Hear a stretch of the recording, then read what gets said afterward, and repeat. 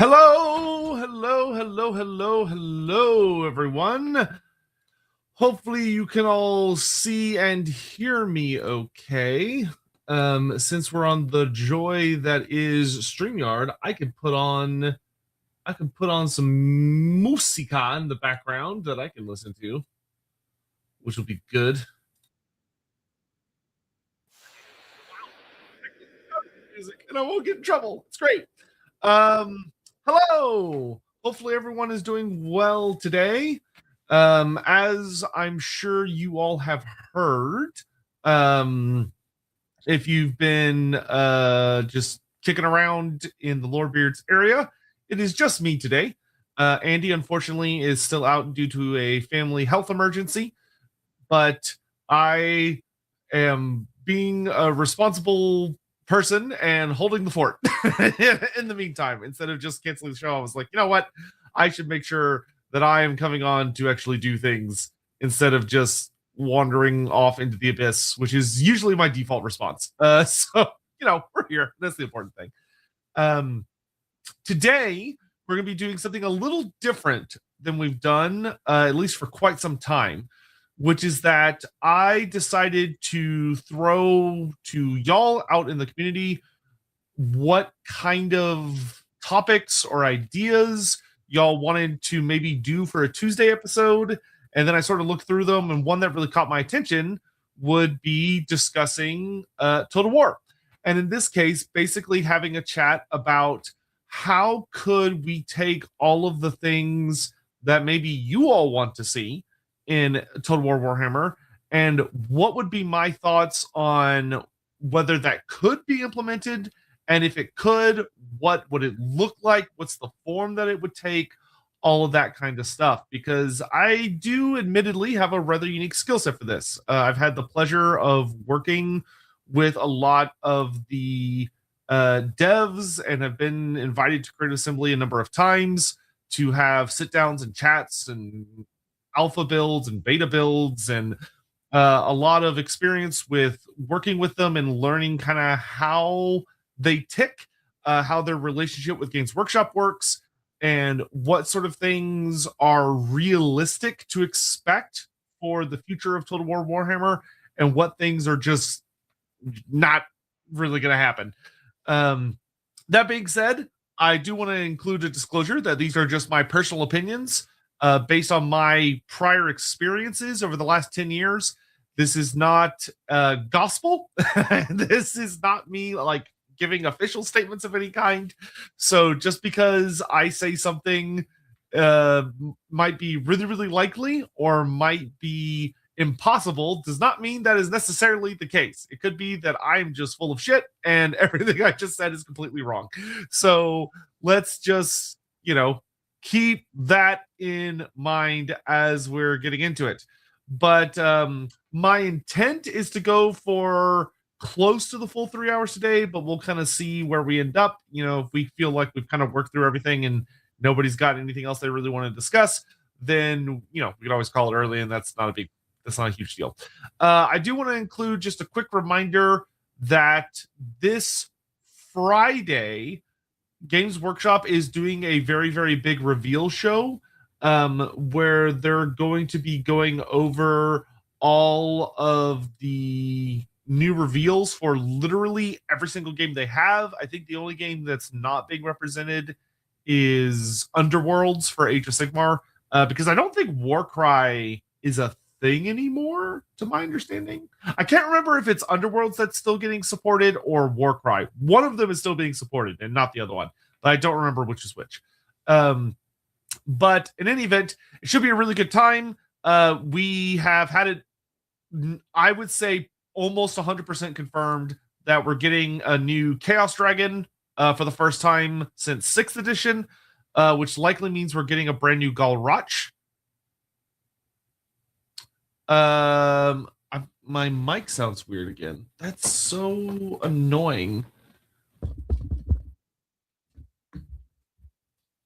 It's like, because there shouldn't be any problems, but I do need to replace my Go XLR, to be fair, because this is no longer a supported piece of hardware. Let me know if that's changed anything. That is proving to be frustrating. But all right.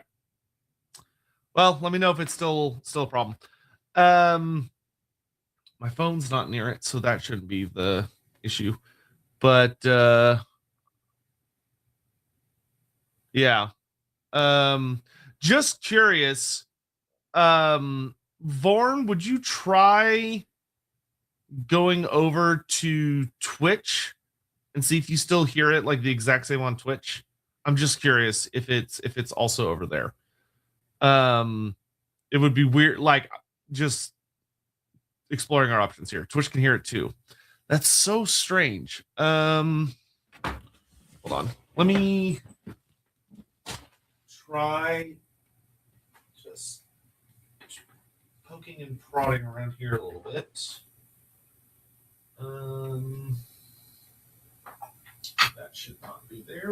That should be over here. And then I would need to go, hold on. I'd have to get behind my computer.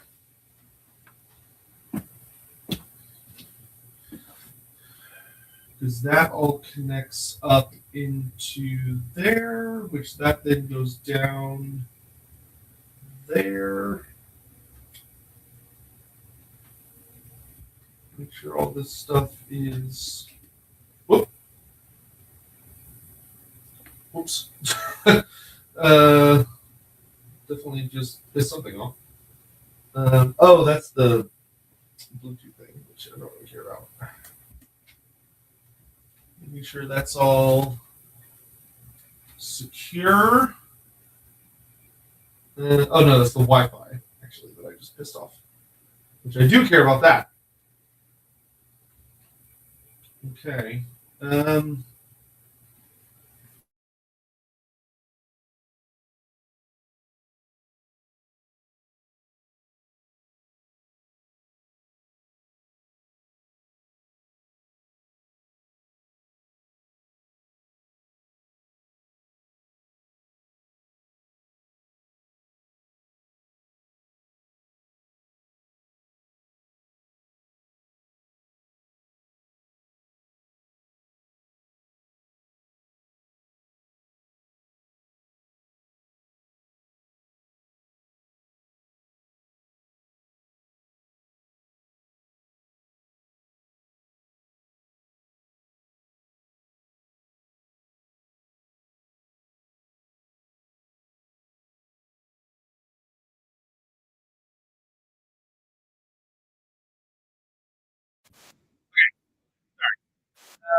me know if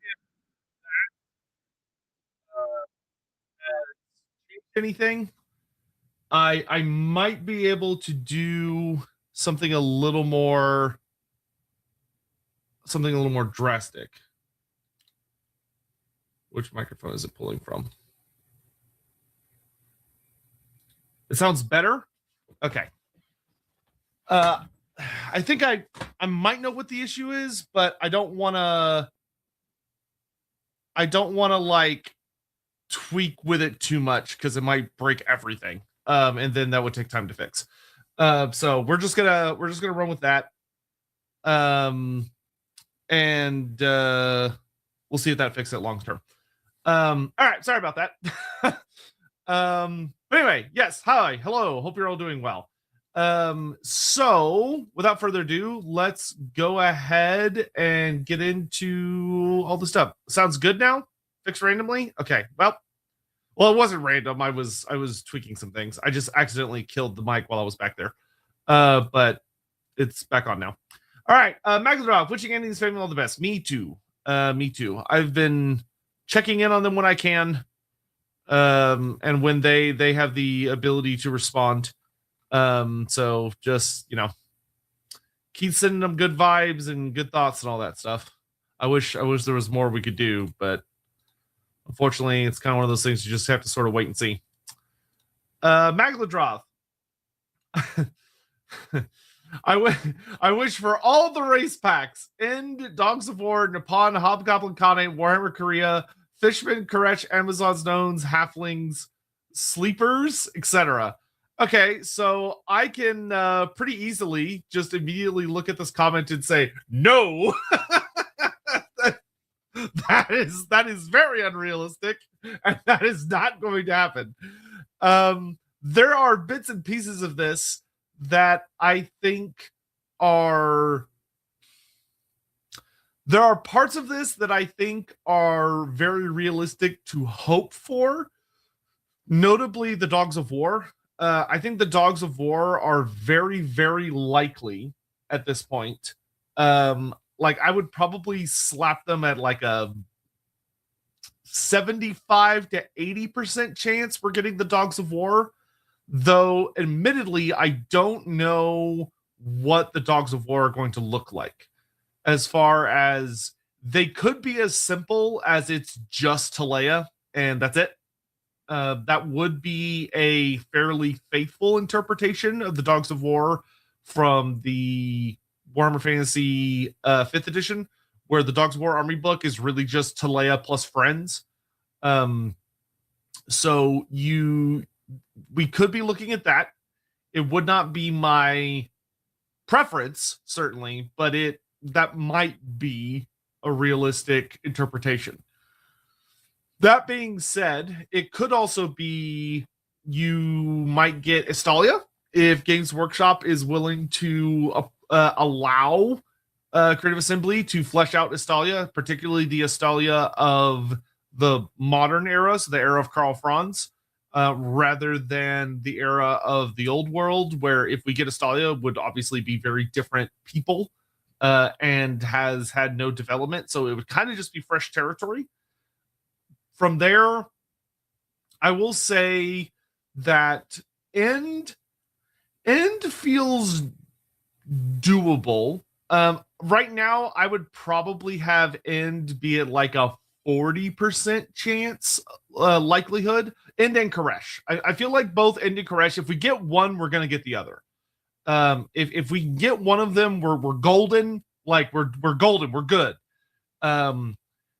And those would likely lead to a rather substantial amount of expansions in the East. It's just sort of when you're looking at the far east of Total War Warhammer, as far as race packs go, or species packs, if you want to think of them that way, what you are functionally looking at is a set of dominoes right now. The Dogs of War is something that could happen pretty much in a vacuum and does not necessarily mean we're going to get anything else. But the Far East is, if one of those dominoes goes down, it will start a cascade. And I mean that in the most positive possible way. Of if we were to get End, it would very likely mean we're going to get Koresh, which would very likely mean we're looking at the Hobgoblin Khanate, which is very likely meaning that we would see Nippon, which is very likely meaning that we would see the Warhammer Korea Konshu, something like that. That is just a set of dominoes waiting to get flicked. But it's one of those things that we kind of just have to wait and see. I will say that when you're looking at Amazons, Halflings, and Gnomes, and debatably the Hobgoblin Khanate, but notably the Halflings, Gnomes, and Amazons, those are never going to be full-on factions. Those will never be races standalone. That's not going to happen. I think your best case scenario with them is that they will be additions or they will be add-ons to a Dogs of War DLC. That if the Dogs of War was done well, if the Dogs of War was given all of the love and attention that it should be, then the Dogs of War should really be a full Southern Realms pack that comes in two parts, where you have like the race pack DLC that comes with like a brand new playable faction, and then the other notable chunk is a wave of mercenary units. So like Amazons, the Amazons, you could represent the Amazons very, very faithfully with like 3 to 4 units and a generic character. So like a generic hero. I don't think a lord would make sense, but like a generic hero, I feel like you could get away with. And you'd be looking at a situation of like, okay, you get like piranha warriors, jaguar warriors, and eagle warriors, for instance, as your 3 distinct units. And then you get a Amazonian priestess or an Amazonian serpent priestess. So like basically adapt the White Dwarf article. With like some extra goodies and making sure they fit the setting as Games Workshop currently sees it. That would be the most realistic way you would see them. Halflings, if halflings were done well, they should be an expansion to the Empire, to be honest, because the halflings are part of the Empire, which is something a lot of people forget about them. A lot of people sort of think of them as like this third or like this other category, but they're supposed to be part of the Empire, but then they function as mercenaries for, or could function as mercenaries for like other factions. Realistically, though, I feel like you would probably end up seeing them maybe interpreted in the same way as the Amazons, where you get like 2 to 3 units, maybe a unique regiment of renown, and you get access to them if you own the moot and you're playing as like certain factions. I do agree very much, Dramon. I agree very much. I think the Tiger Warrior pack actually makes an exceptional potential blueprint for what halflings could look like. I don't think halflings would be quite as hefty content-wise. You'd probably be looking at several units. I would be very surprised to see a character. It would be a little odd, in my opinion, to see like a halfling hero or a halfling lord. And I also would not expect to see a halfling legendary character. It's not impossible, but to me, it does feel very much like a stretch. I feel like you'd be more likely to see a collection of units of different types. So having, for instance, halfling field wardens as like a skirmish infantry unit. As a regiment of renown version, you get lumped crooks fighting cocks, who are like a very elite version of the field wardens. And then getting like the halfling hot pot catapult. And then if they really wanted to spoil us, giving us a unit of badger riders from the Warhammer Fantasy Roleplay game as a fairly decent like mid-tier anti-infantry cavalry unit. I would love badger riders. I know Andy thinks they're dumb, but I would love them. And we might also get like the soup cannon steam tank. I could see as a potential option where it's like a retrofitted. It basically is like a steam tank that's been retrofitted. And if they wanted to do a named character, which they could, I do feel like it'd be a stretch, but they could do it like a generic hero that maybe is some kind of just whatever the captain of the field wardens is called. And maybe we could get like the Elector Count or Countess. Hesme Stoutheart. I always forget if Hesme Stoutheart is a man or a woman because it depends on source that you're looking at. But I think it's a she. I think Hesme Stoutheart's a woman. But you could do Hesme Stoutheart as potentially a legendary hero, which would be very fun. It would be very odd, but very fun. You could have Lumped Crook as a legendary hero as well.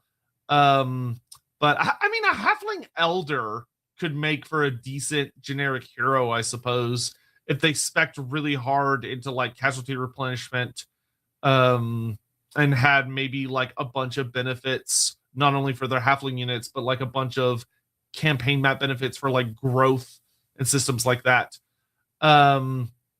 It's not super likely though. I will say the halflings would be very likely to be small, pun sort of intended.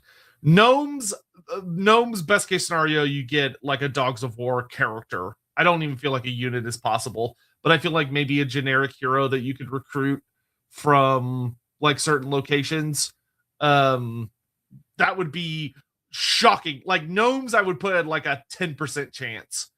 Amazons and halflings, I feel like are pretty damn likely to make their way into the game. Hobgoblin Khanate feels basically impossible unless we get Ender Koresh. Nippon is definitely completely impossible unless we get Ender Koresh. Fishmen, I would say, are impossible as of right now. There's just not enough there. They'd have to basically make it up from scratch, which I would love, but I just don't see that happening realistically. The sleepers, that's never going to happen. I don't think the sleeper is anything you'd ever see. Magnadrop for characters, I want the Lorebeards, Tarmakov brothers, Face Leia, and the sleeper, as well as the 3 OG Mortarks that we know of. Those are all definitely impossible. I mean, maybe you might see like a reference to some of the older Mortarks in the Nagash DLC, but I would say that is pretty much everything you just said is like 0%. I'm going to go ahead and put it at 0% for everything in that comment, Agladroth. I'm so sorry. Druzina, thank you. Crimlo DLC, definitely 0%. Games Workshop wants nothing to do with Crimlo at all in the slightest. Crimlo has never made any sort of reoccurrence and is a character that would struggle hard to adapt to the modern setting. Not impossible. If we ever saw anything for Skeggy, which I don't think we will, but if we ever got like particular attention to Skeggy, it wouldn't be completely out of the realm possibility to maybe see an event that references Crimlo, but I don't think you'd ever see a playable Crimlo. Cameron, haven't had many chances to catch you live, but please never stop putting out content. Oh, well, thank you so much, Cameron. I really appreciate that.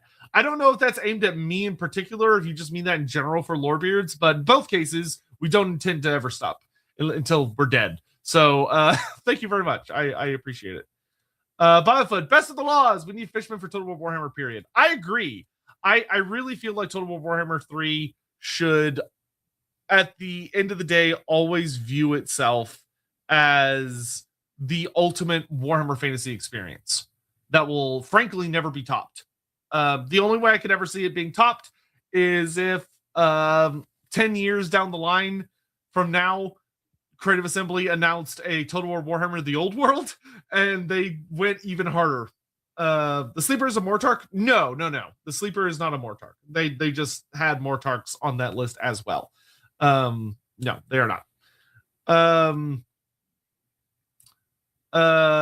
Maglajoth, lastly, I want Creative Assembly to enlarge the map for End Koresh, expand the northern southern wastes, add Korea and Nippon, and lastly, Lumbria. Lumbria will probably never happen, just because Lumbria, what Lumbria even is such a mystery, and Games Workshop, I highly suspect, does not know the answer to that, or rather, there is no answer.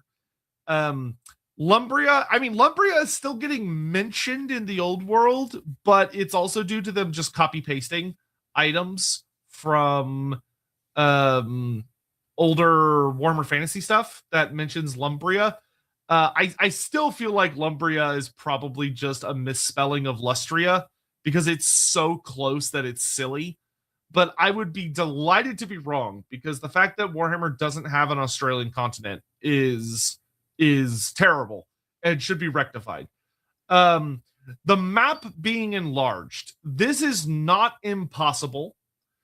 However, it is something that I have not seen or heard any realistic indications of happening. I know it can be done, but it is one of those things that I think is sort of viewed as a ultimate last resort. What I will say, though, is if, and this is a very big if, like I put this at a 50%. And when I say 50%, like you need to understand that is like, that's a imagine someone like telling you you're about to, like, there are 2 doors in front of you. And one of those doors, if you go in, you'll die a horrible death. And the other door, if you go in, you'll win $1 billion. So it's a 50-50, but that's like a really like 50 does not feel like a good Like, that does not feel like good odds. Actually, more realistically, it'd probably be like one door is horrible torture and death, and the other door is just you get to leave. Like that 50% is like, oh. That's how I feel about Ended Koresh right now. If we do get Ended Koresh, though, I do feel like that would lead to.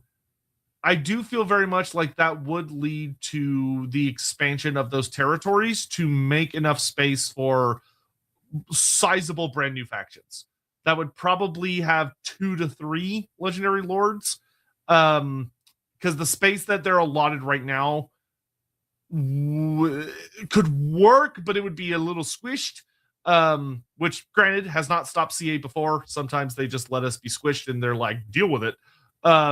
But they are they're options. Dynaman, if you wanted to make a DLC for any of the Chaos Gods to be even with the upcoming End Times Nurgle stuff, how much barrel scraping of ancient obscure stuff would you have to do to make it work? You would be going down some pretty seriously dusty catacombs, because I'll put it this way. You have already used all of the characters for Tzeentch. You've already used all the characters for Tzeentch, Slaanesh, and Khorne from the Champions of Chaos book, from like 5th edition. You've already used all of the characters like that had profiles from 5th, 6th, 7th, and 8th edition. So over half of Warhammer Fantasy's lifetime, you have exhausted. So at that point, you are going to be forced to turn to you could turn to the Storm of Chaos, which will get you a little bit more for Tzeentch and Khorne, but won't get you that much more for Slaanesh, because Steerkar replaced the other Slaanesh champion guy.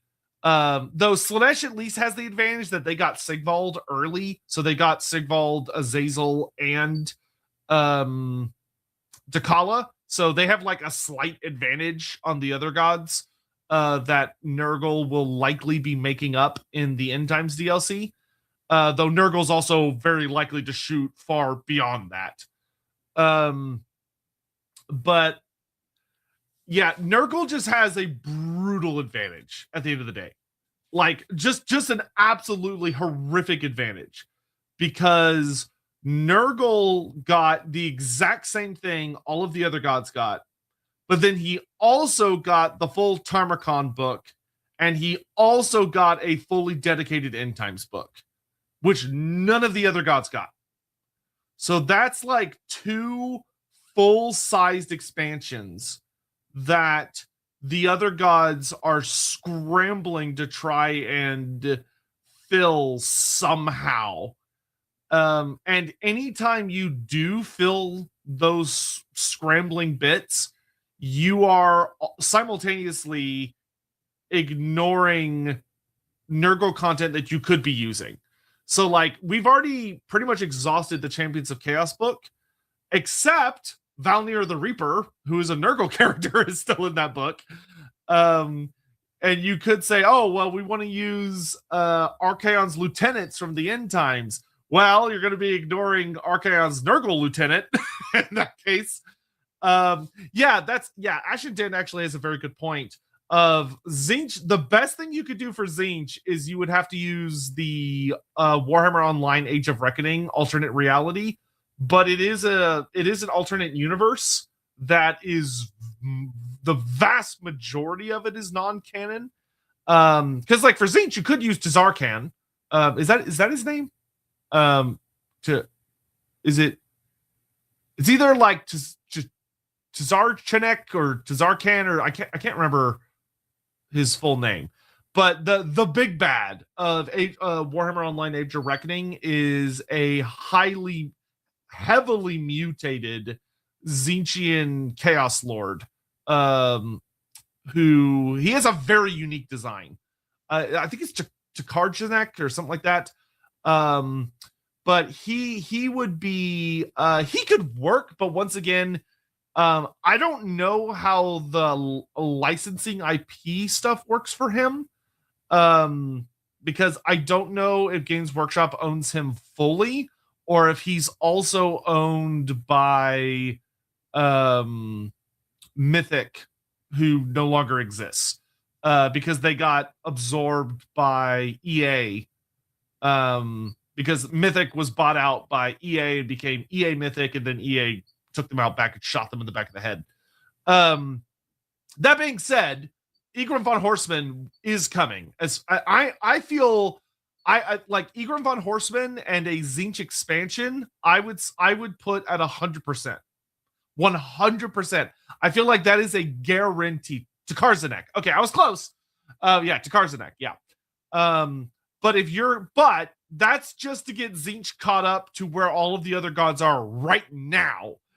Because right now Tzeentch has 2 legendary lords to the 3 legendary lords of the other 3 gods. So, well, actually, it's 4 for Slaanesh, 3 for Khorne and Nurgle, and 2 for Tzeentch. Is where we're currently at.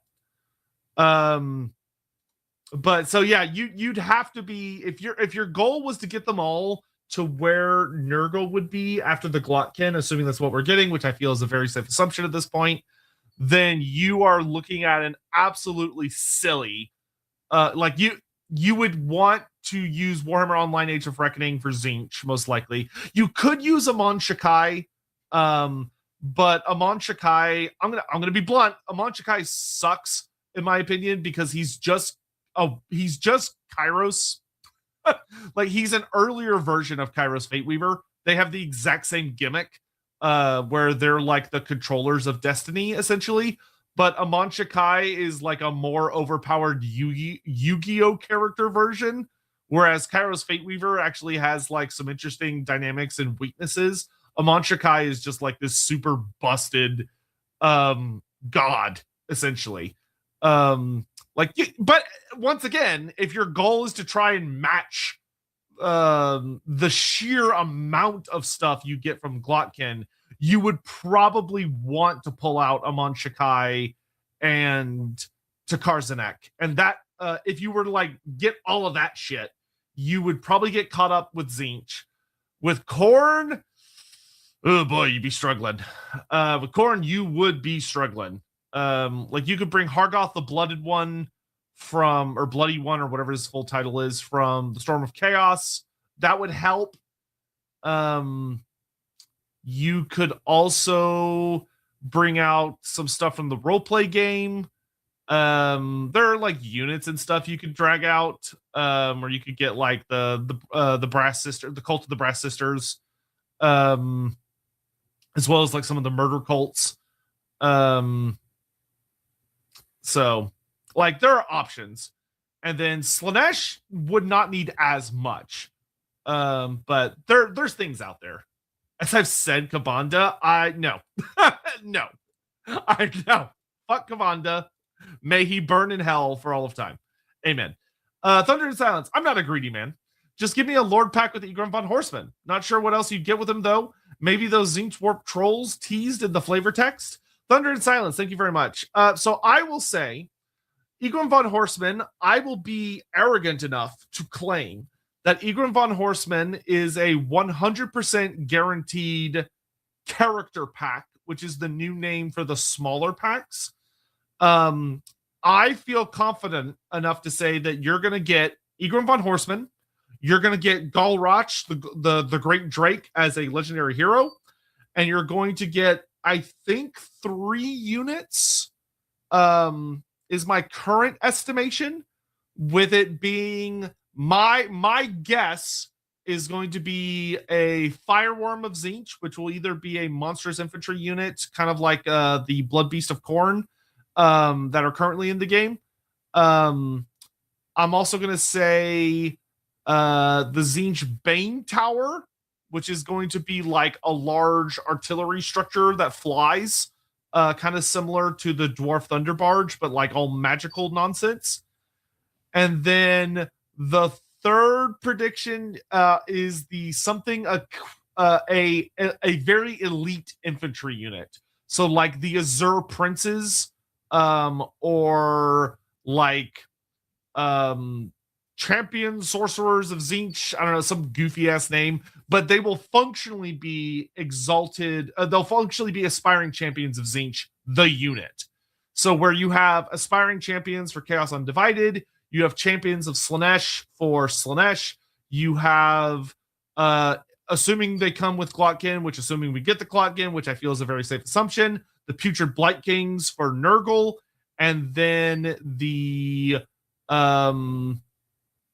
I always forget what they're called, the Skull Reavers and the bigger ones, the like the elite guys for Khorne. I feel like those are the 3 Tzeentch units that are the most likely. And then I think Egrimm would get access to generic Chaos Dragons, Wrathmongers. Thank you. Yes, Wrathmongers. And then I think you would be likely to see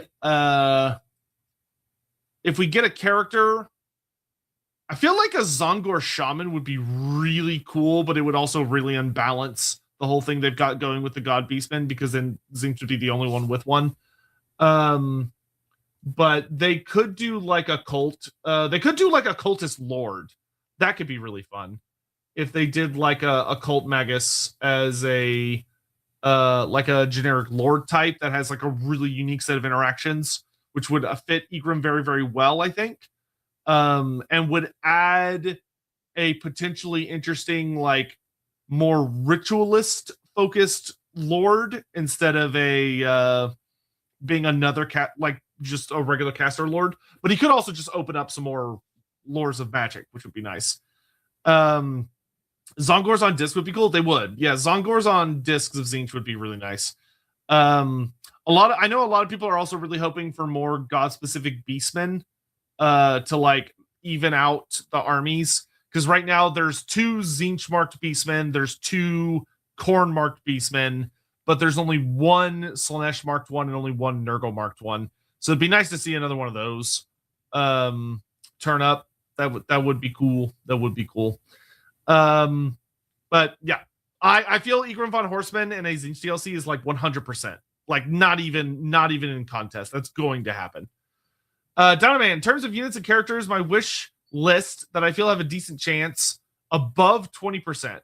Gark Ironskin. Gark Ironskin, I would personally slot at a very solid 80% chance. I think it's very, very likely you're going to see one last expansion for the Ogre Kingdoms, and that's going to be the last piece of DLC they ever get. And I think it'll be led by Gark Ironskin. I think it's going to be one of those character packs. So I personally would put Gark Ironskin at a very, very solid 80%. Coltrane Riders.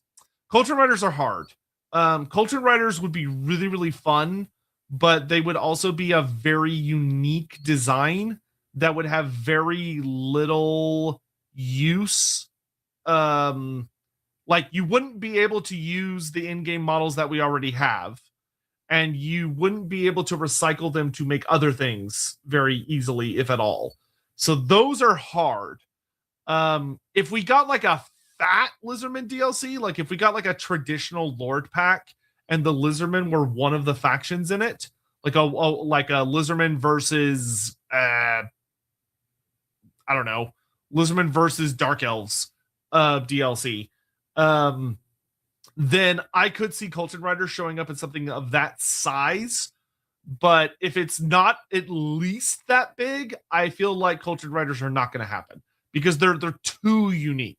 I feel like you'd be more likely to get Skink Horned One Riders like we had in the Southlands army list, which would be kind of your like fast cavalry skink unit that's like a traditional cavalry unit rather than a flying unit. That would be far more likely, I think. Coltrane Riders, as of right now, I would probably put them at I think you can get away with 20%. I would say like somewhere between 15 to 20% likely that you'll see Coltrane Riders. Bretonnian Foot Knights. Bretonnian Foot Knights, the only reason we would not get them is because they're in the old world and we're not allowed to have old world units, allegedly. Which, granted, I have heard that allegedly, like, from a GW employee's mouth at Warhammer World, who was on the licensing team. so a fairly strong firsthand source, but that was also a little while ago now, so who knows, policy could have changed. But as long as there's not an outright ban preventing old world units, like new old world units, from being in Total War Warhammer, I would say Foot Knights are 90% likely to be added to the game. If there is like a ban on it, I would kick that all the way down to like 20%, because that 20% would basically represent CA wanting them bad enough that they find kind of like a workaround, and they like call them something like completely different. Dino Man. Something else I think could be a good idea if they don't want to do full factions. Make Dogs of War a mercenary mechanic that has a bunch of units from many far-flung places. So we get a couple units from Ind, Warhammer, Korea, Nippon, Hobgoblin Khanate, Amazons, etc. Which units would be available would depend on where you are in the world. I think something akin to this mechanic, based on some prior conversations I've had, I would say that I would put that at like a 75% chance. Many of y'all are probably aware of the fact that a while ago now, it was like 2 years ago. It was a while ago now. Someone on Reddit posted that they had been digging around in the files, and they had found files, unused files for Total War Warhammer 3 that were about the Dogs of War. Notably, it was like Borgio the Besieger and Lucrezia Belladonna. And there were rumors floating around at the time, which I considered to be from pretty reliable places, that Dogs of War would, if they were going to appear, would be this sort of like weird thing of a it was a hotly debated idea whether they would be more of a mercenary gimmick mechanic that added a bunch of new a bunch of new units all around the world that basically were just mercenaries that could hire into your armies, very similar to the Ogre mercenary camp system that we have now, or if they were going to be like just the Southern Realms essentially as a standalone faction.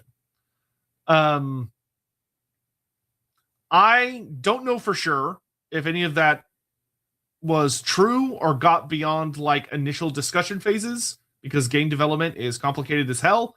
And also, despite the fact that people found those files in the game, obviously nothing has been done with those files since then, which seems to suggest that like it could very well be that they created, or they were going to do the Dogs of War, and then for whatever reason it got dropped and it's on the cutting room floor, and it's going to stay on the cutting room floor. But I would say I would give this concept like a 40% chance. I don't think it's super likely, but I think it's by no means impossible. I hope it ends up being the case. I will say that. Cameron, BTW, what would you say the odds are on Araby being released? I want to do my Crusades. Oh, Araby. Oh, Araby.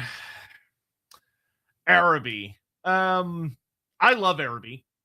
I have made a video that I'm to this day very, very proud of. It didn't get nearly the amount of views that I hoped it would, but it didn't get nearly as many eyes on it as I hoped it would. But I made a video where I chatted about Araby, and I still feel really good about that video. That being said, I have not heard even the faintest fart in the wind of a whisper from any source that I've ever had the pleasure of talking to from Games Workshop that GW was even considering the thought of Araby. It is my personal belief, just my personal belief. I don't have much to back this up, but it is my personal belief that Games Workshop is genuinely terrified of Araby. And that they're just very scared of trying to implement a Middle Eastern themed faction. Like they're willing to do an India themed faction. I've heard a lot about End. I've heard tons about End, but I've not heard anything about Araby. It really feels like a kind of classic Middle Eastern faction and like a African faction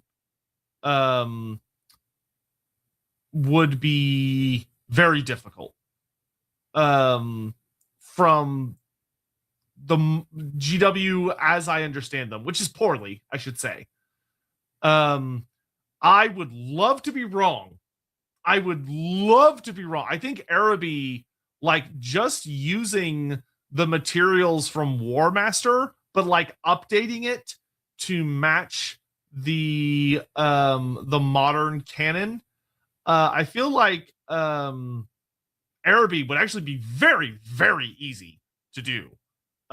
Just literally, especially if they were working with Creative Assembly, who could bring like their level of research chops and historical knowledge and all of the research and work that they've done for their games, for like especially like their medieval era games.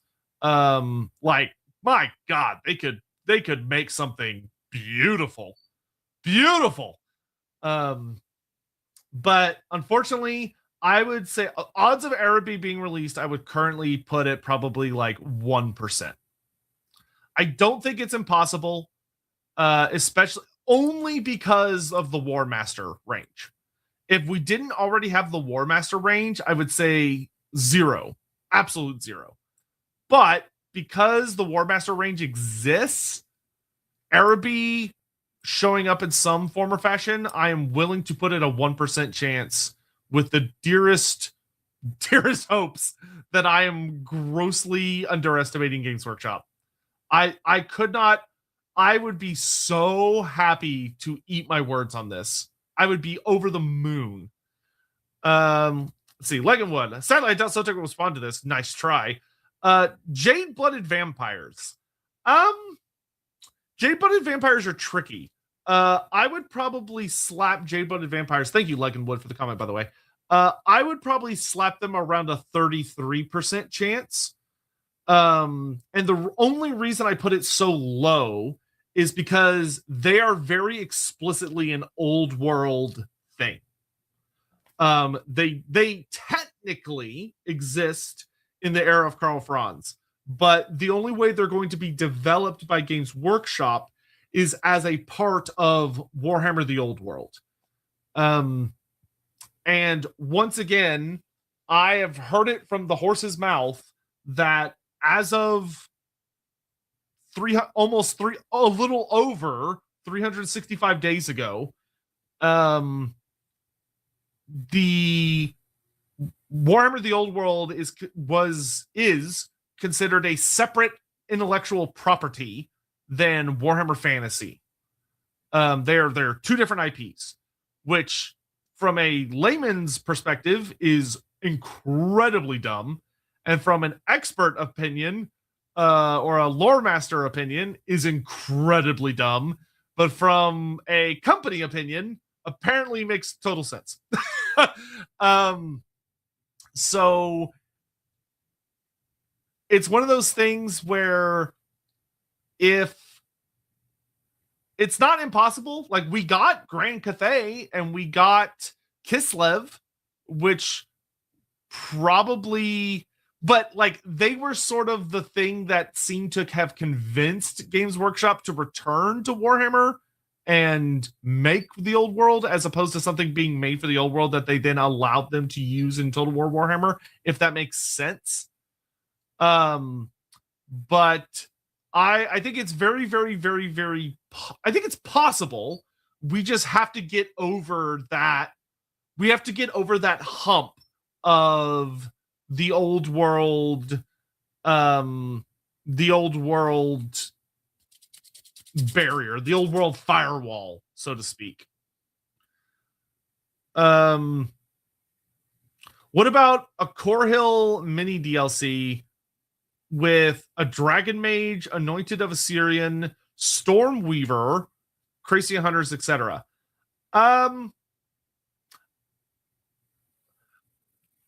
I don't think it would take that form necessarily. Corhill is going to be a legendary hero, not a legendary lord, if he's implemented in the game. He's a bodyguard character that purely revolves around the concept of bodyguards. If he was a legendary lord, I would spit blood. I'd be so mad. Because, like, what a waste of a design. You would probably have to find a different character to lead as the legendary lord, which feels impossible because the high elf legendary lord roster is already stacked. That being said, it is my hope that Creative Assembly is going to continue experimenting with DLC concepts. So maybe we'll see something like this. I think the only thing in here I see that I feel like is very unlikely is the Dragon Mage. Actually, okay. I'm going to rephrase that. I feel like you theoretically, if the Hile's got a mini pack, which is certainly possible, they might experiment with a mini pack led by a legendary hero. It's hard.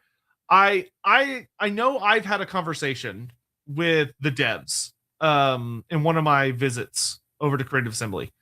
This would have been what, like last year, I think. Yeah. I had a conversation with them where we discussed we were talking about the character pack as a concept, which originally Neferata was going to be the first character pack with a bunch of vampire count goodies, and then they changed their mind and they pivoted to Bashiva being the character pack instead. But when I remember when we were discussing it, there was a conversation where I said something along the lines of, I would love to see like a legendary hero pack. Like I would, and granted, the proposal that I was like trying to floor was a rather extreme example where I was like, I would love to see like a bodyguard DLC, as like, if you're just like trying out new ideas. If you're trying out DLCs you've never tried before, like what about a bodyguard pack where you get like 5 legendary heroes and they're all bodyguards? So you get like Chakax the Eternity Warden, Corin Darkhand of the Blackguard of Nagaroth, Corhill Lionmane of the White Lions. You get oh gosh, I'm trying to remember who the other bodyguards were. You get oh god, his name just fell out of my head. The Empire, the Karl Franz's personal champion, the Empire character with the big banner. His name just flew out of my head.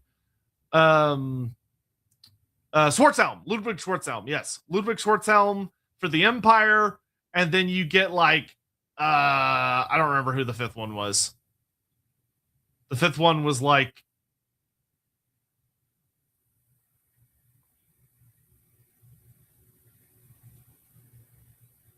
I don't remember who it was, but it was some other character.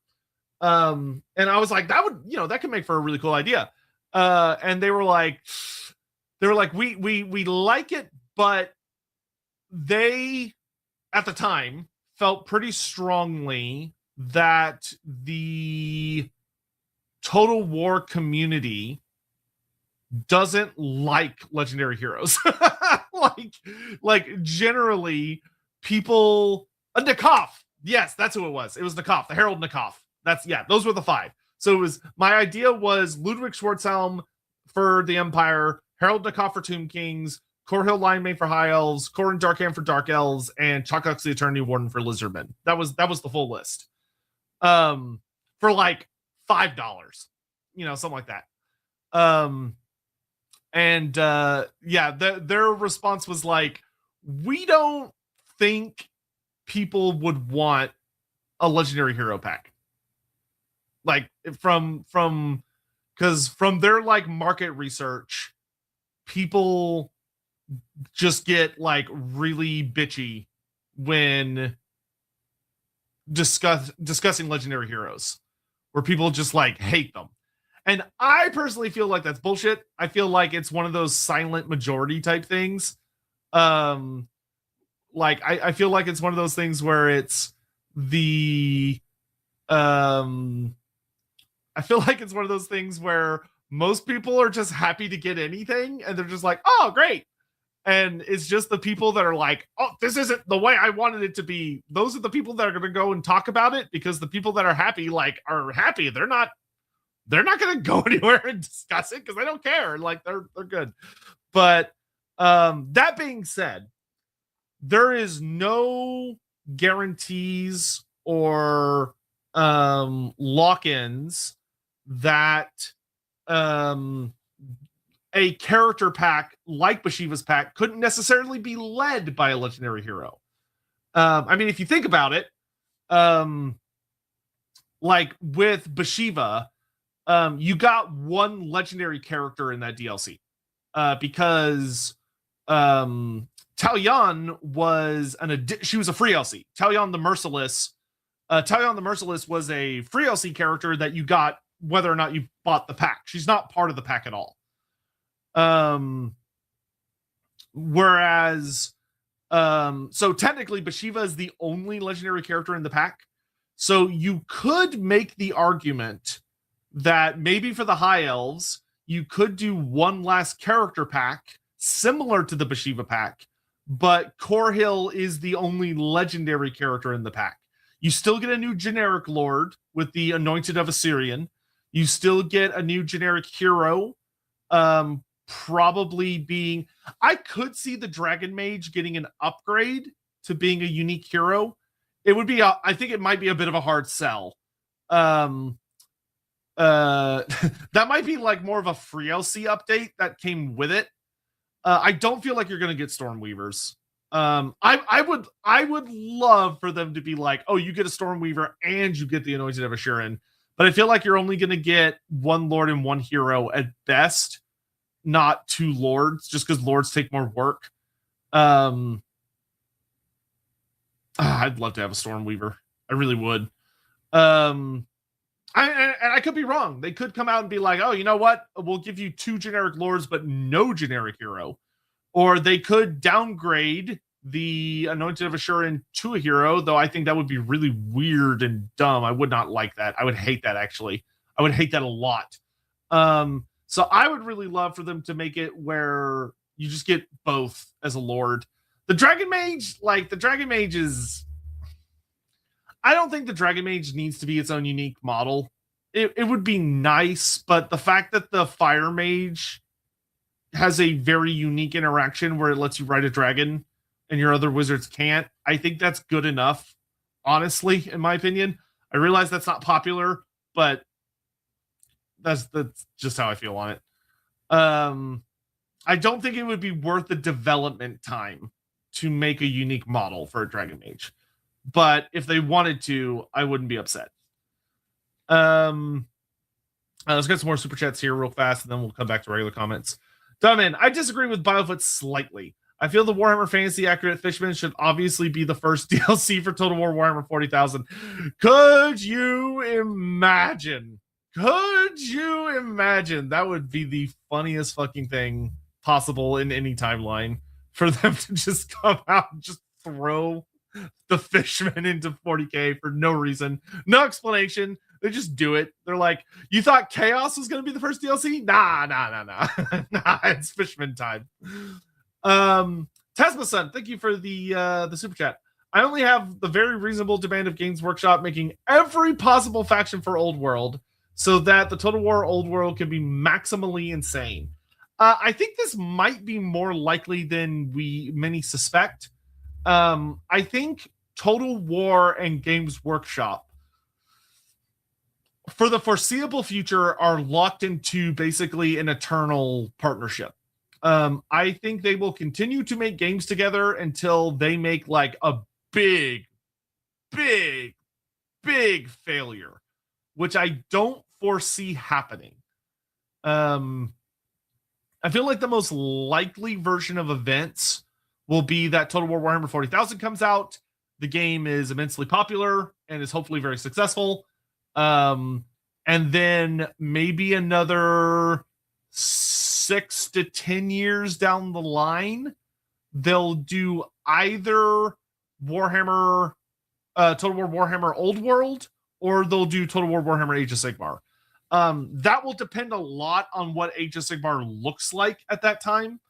If the rumors are true about Age of Sigmar: The Last World, where like Age of Sigmar is about to dramatically change in the next 1 or 2 years, I feel like that would actually really hurt the chances of a Total War Warhammer Age of Sigmar, because the setting would almost have to completely reestablish itself from scratch, which would also I feel like that's going to make it really difficult to make games about it, because so many people are going to just hate it for doing an end times thing again. I could be completely wrong, but yeah, I feel like the Old World would be more likely at that point rather than Age of Sigmar, because the Old World will have been more grounded and able to like put down roots as something that could be translated into Total War. Hard to say though. Killseal, I want Morglum Neck Snapper. Good old Morgie. Morglum's hard. Morglum's tricky. Morglum Neck Snapper. So for anyone that isn't aware, he's the big, I think he's a black orc, if memory serves. I'm pretty sure Morglum's a black orc. I could be wrong on that though.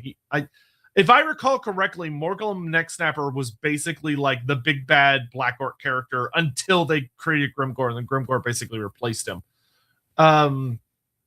But he plays a fairly significant role over in the eastern, like where the Badlands meets with the Border Princes, particularly as you go out east towards the Darklands. And he is a character that has one super cool epic quote.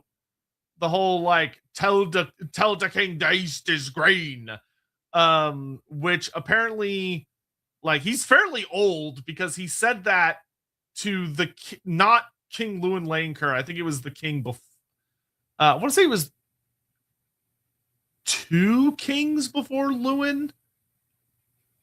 But it was before Lewin's time. And he's still alive canonically during the era of Karl Franz. But I'm going to be honest, the problem with Morglum is that he doesn't offer anything new. I feel like. And granted, that could just be my bias. Granted, like we all know, it's not a secret. I am a huge Gorfang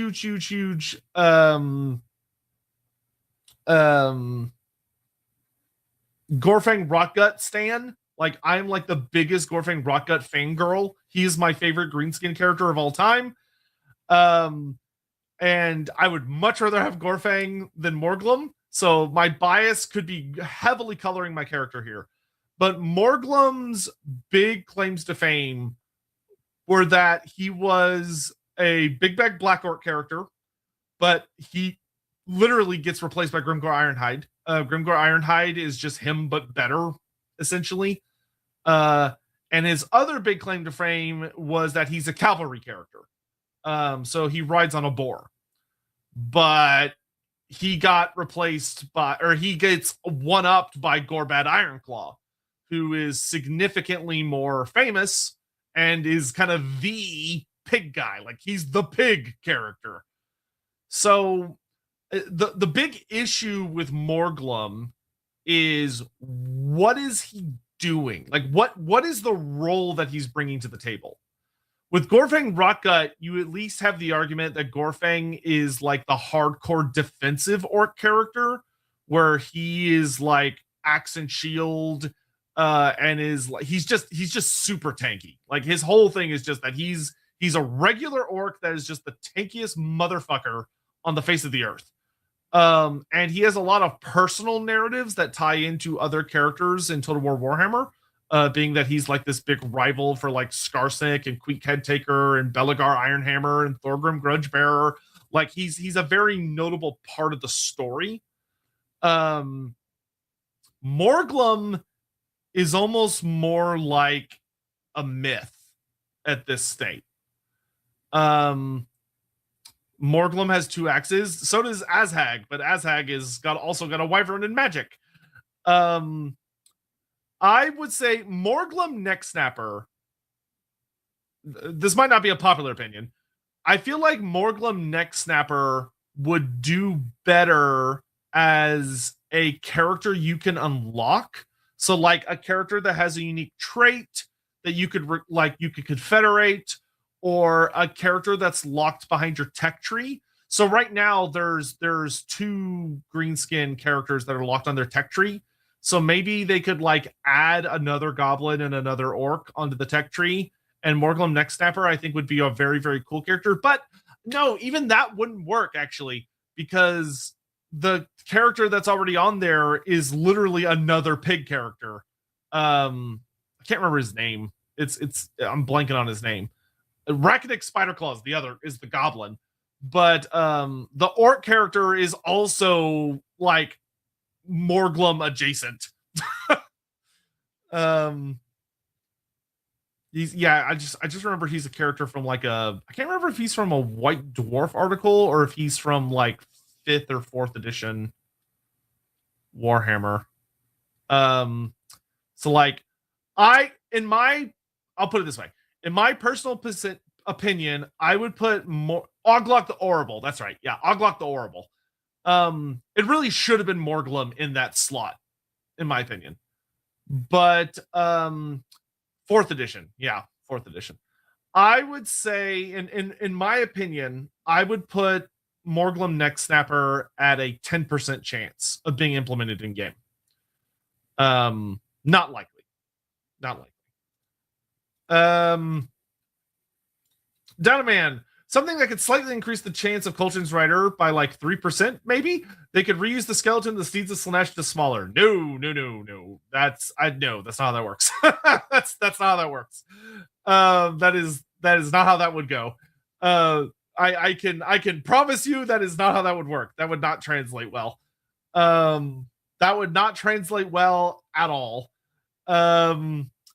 Yeah, I don't think, no.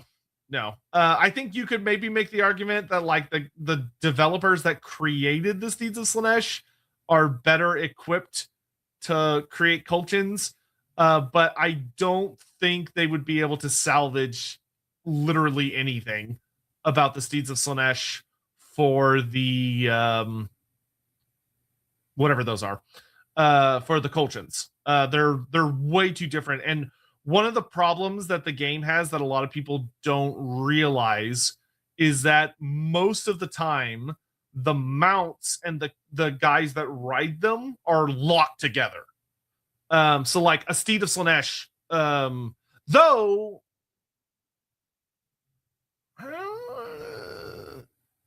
the steeds have characters that can ride them though, so they're not as bad. But it still wouldn't help with the Colchins. Even if the steed was separated, it still wouldn't help with the Colchins. I would still keep the Colchins at like somewhere between like 5 to 10%. All right, let me grab some regular comments here, because we're just hanging out and chatting today. We're just hanging out and chatting. Total War Warhammer 40,000 will sell more than Total War before. Yeah, yeah. Lightsy, it could. Yes, I fully agree. Total War Warhammer 40K could be the most dog shit game ever made, and it's gonna sell more copies than anything Creative Assembly has ever made. Like, it's not even a question. I feel like it could be the worst game ever made, and it's still gonna sell like a gajillion copies. That being said, hopefully it's good. Like, hopefully it's just real good. Adrian Ward, what are the chances to get Mortal Cavalry for Slaanesh? Very high. I would say this is at like an 85 to 90% chance. Creative Assembly has made several comments about the Mortal Cavalry of Slaanesh in fairly recent times as well. I want to say somebody bothered the current vice president of Creative Assembly about it because he has an open email that any of y'all can email him. By the way, this is actually a good segue. If you're watching this stream, Roger, I think his name's Roger. If you're watching this stream and you're like, God damn it, I want this thing in Total War so badly, something you could do that would actually help is that the vice president of Total War Warhammer has a public email, and he has openly encouraged anyone to email him about Total War. Like, if you have ideas, concerns, thoughts, like, he is like very transparent and just wants to hear from people. You can email him. Like, you can just go up there and be like, here, please give me this, and like, you know, be courteous, explain why you want the things that you want. Try and make like a good argument for it, while being polite, and who knows, you might just get somewhere with it. I can actually look it up.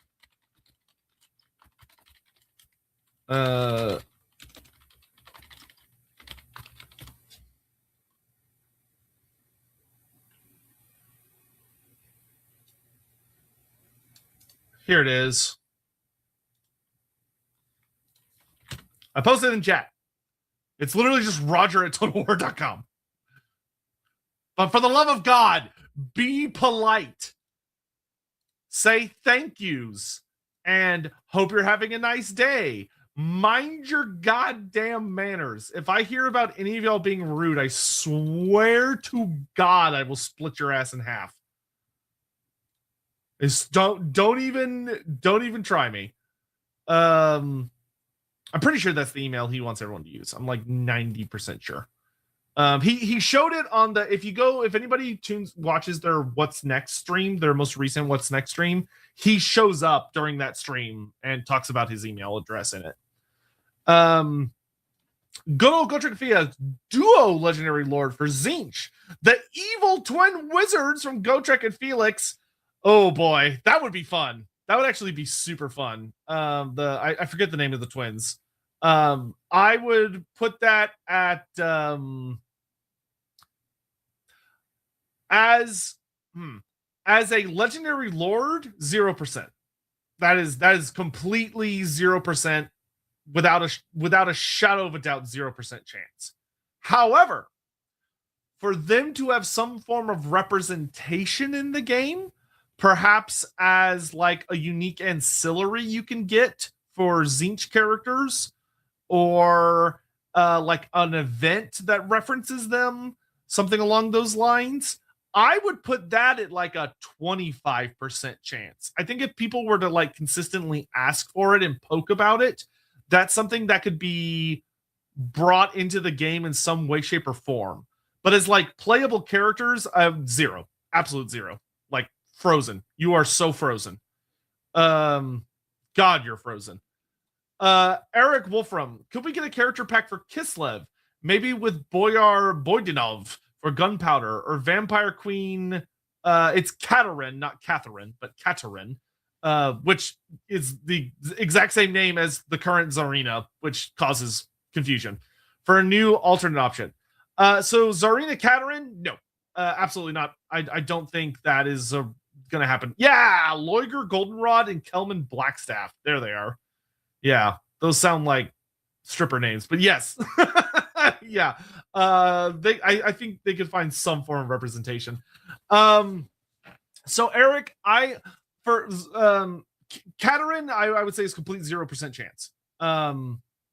As like an actual expansion character. as a character that maybe she is represented in game already through various landmarks, but perhaps with like the Vampire Counts rework, maybe there's a way to like break her free and she joins you as a unique character. She would probably just have like a unique trait. But that's possible. I don't think it's incredibly likely. Because like her being stuck in that icicle is kind of like a major part of the world building. I would give this the Katerin being like in some way, shape, or form playable. I would say like 40% chance. As like a legendary lord or legendary anything, 0%. 0% chance. Boyar Boydanov, or just okay. So Boyar Boydanov, possible. Not super likely. I think it is. I'll put it this way. I think it is very likely. Like I feel 90% certain that Kislev is going to get some kind of additional DLC. I think it's 90% likely that Kislev will get something.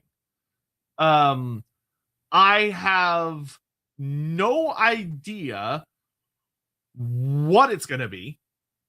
I don't know if it's going to be a character pack. I don't know if it's going to be a more substantial DLC.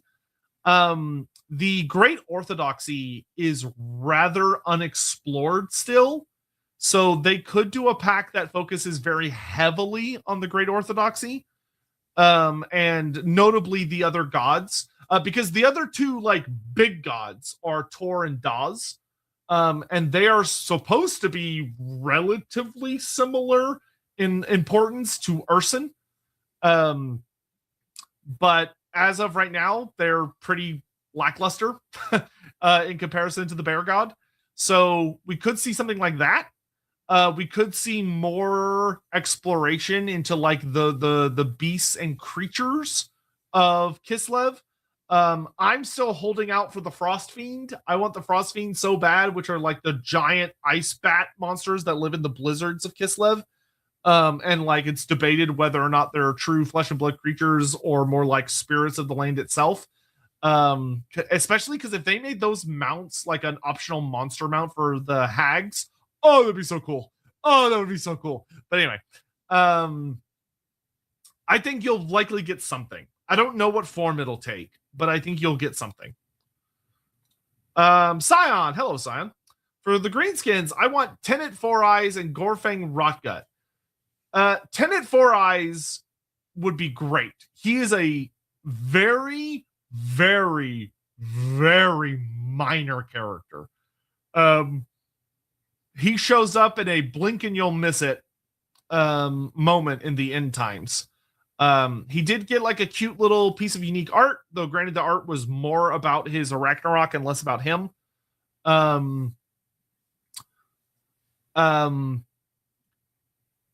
But I think Creative Assembly is aware of the deep community desire for there to be a one more Goblin Legendary Lord that focuses on the forest goblins.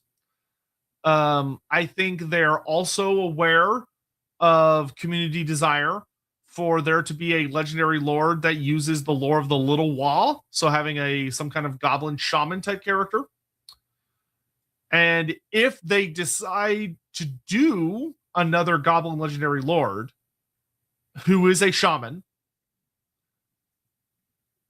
the most likely option that would offer a unique experience would be a forest goblin shaman.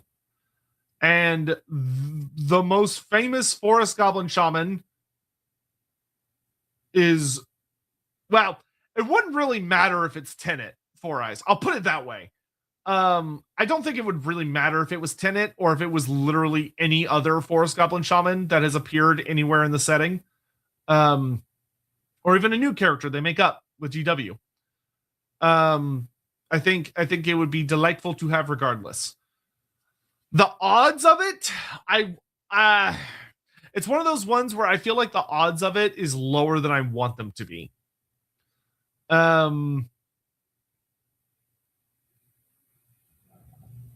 I would say realistically, the odds of Creative Assembly taking an incredibly minor, like hilariously, hysterically minor character and upgrading them all the way up to Legendary Lord status to fill a niche that Greenskin fans might feel and people who have like a completionist mindset might feel towards Total War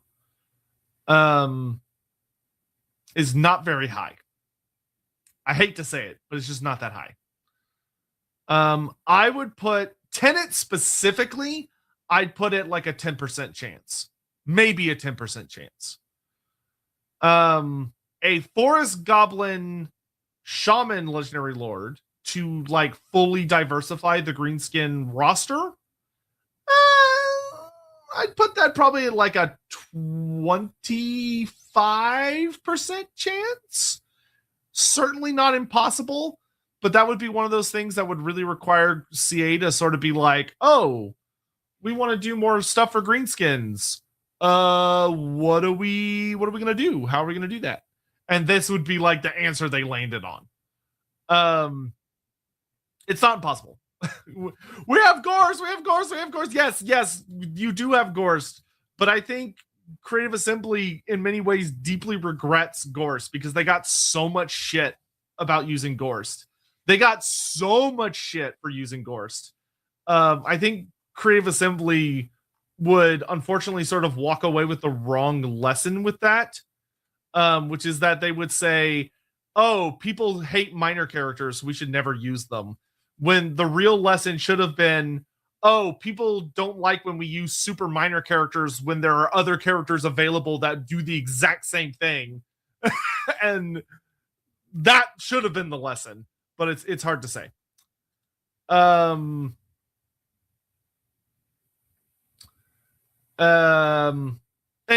Gorfang Rockgut. Gorfang Rockgut, I would put at a very solid. I would put Gorfang Rockgut at like a 50% chance. I think if Creative Assembly, which I think they are, I think if Creative Assembly is sitting there with the goal to do more Greenskin in the content in the future, which I genuinely think they are, Gorfang Rockgut is a very easy slam dunk. He is a character a lot of people in the community have asked for. He is a character that exists in Total War Warhammer. He just currently exists as a generic model. He would offer another Greenskin character in the Badlands, which we actually need, which is kind of weird to say, because we used to have like 3 of them in the Badlands, and now we only have 1. So the Greenskins are like kind of getting overwhelmed in that ballpark. But so those are, but I think he's actually a surprisingly likely option. I would rather have a Forest Goblin Shaman over another Orc, but Gorfang Rockgut is a very easy, recognizable character that would be like a super easy slam dunk for them as part of like a minor character pack, but it's hard to say. For the Empire, Helborg and Volton. Helborg is, I feel like 100%. I don't know when, I don't know how, but probably through like a character pack. But I would say it is 100%, in my opinion, beyond a shadow of a doubt, you're going to get Kurt Helborg. Beyond a shadow of a doubt. The Reichsmarshal, I think, is absolutely going to happen beyond a shadow of a doubt. Volton. Volton's tough. If Volton is not in the Lord of the End Times DLC, which it seems like he is very much not, because they gave us Boris Todbringer as the Legendary Lord for the Empire. Volton is really weird. He's a super, super weird character because you're dealing with a character that has like 3 different models that represent him at different stages in his life. He also, his big major magic weapon also belongs to another character, being Karl Franz the Emperor, which is kind of awkward. And it kind of feels like he's about to miss his boat. Doesn't mean it's impossible, but I don't think it's very likely. He's just kind of awkward. I would probably put Volton at like right now. I would put Volton at like a 10%. I don't think he's impossible. I think he's definitely a character that could slip in there somehow. He could make for a really nice free LC character.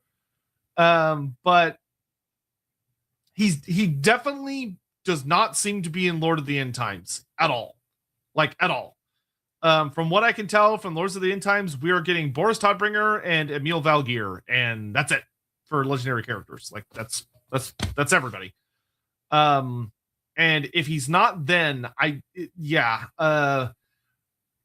that's tough because I know a lot of people want to see Kartelborg, a lot of people want to see Luther Huss, a lot of people want to see Ludwig Schwarzhelm. That's a toughie. I know I'm sure there's lots of people that would love to see another Elector Count, like Marius Leitdorf. Yeah, it's tough. For the Beastmen, Goros Warhoof and Ungrel Forhorn. Goros Warhoof, I would say, is like a solid fat 80 to 85%. Beastmen still need a little bit of content. They're almost done, but they're not quite done, in my humble opinion. So I feel like the odds of them getting a focused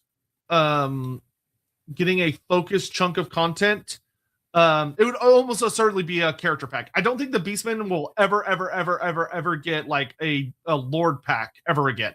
I think they're way too tapped. A character pack, though, I think is quite likely. Goros Warhoof, I feel like, is extremely likely. Like 80% chance. Ungrel Forhorn is a bit more of a stretch. He is a weird little guy. A really weird little guy. Ungrel Forhorn, he would offer a very unique experience as he is literally the only Ungol character the Beastmen ever received.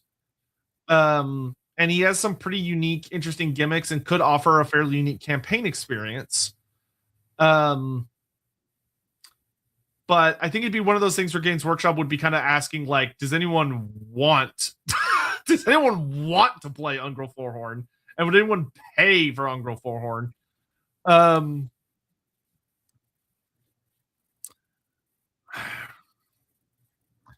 I would put Ungrel. I'm probably gonna slot him in at like 20%. Ungrel would make for a decent free LC Legendary Lord if they were just like looking for scraps. Potentially he could make for a good character pack as well. Admittedly, he could make for a good character pack. But yeah, it's. What about Moonclaw? I feel like Moonclaw would be much more almost guaranteed to be a legendary hero. Moonclaw for me screams legendary hero because he's tied in so intrinsically to the Morslib mechanic. And the Morslib mechanic, I think he makes very, very well for a legendary hero that would be available to everyone and would enhance and buff the Morslib system and Morslib mechanics, as opposed to anybody else. I feel like if the Beastmen are going to get a legendary hero, which seems practically guaranteed, I feel that Moonclaw is like the guy. Like he is the guy. It's either him or Slugtongue or both. Do you think we could get Cogforts in Total War Warhammer 3? No. No.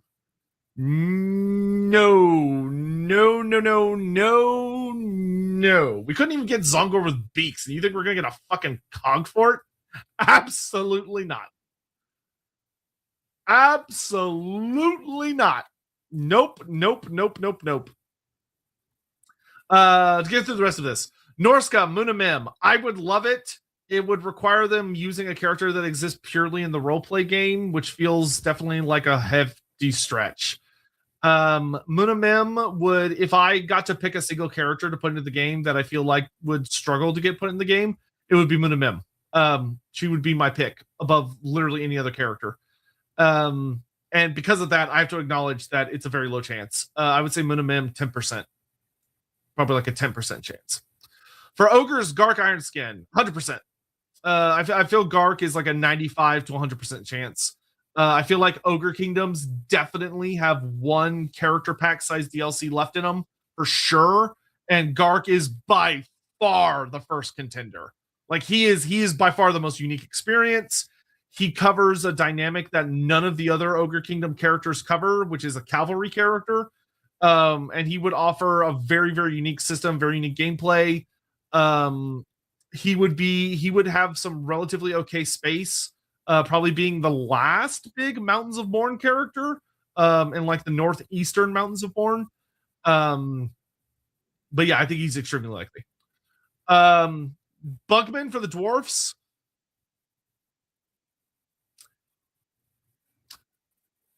Bugman being in the game, I would say 100%.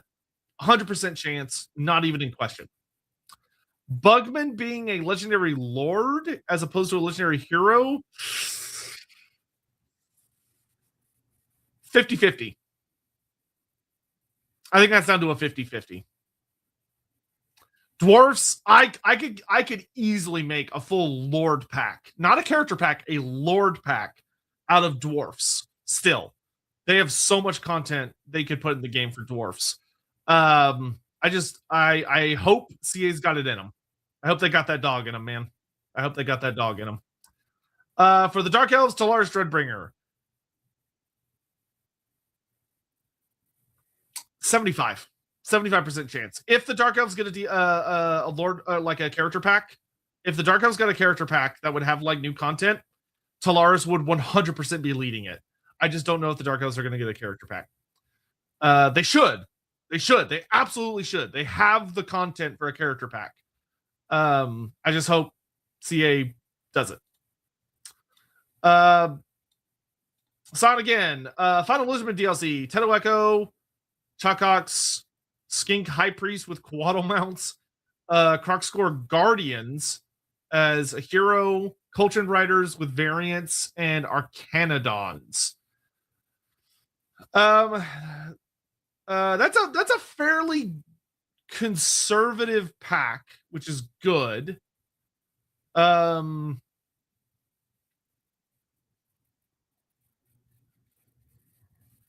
It's got a good amount of recycling in it.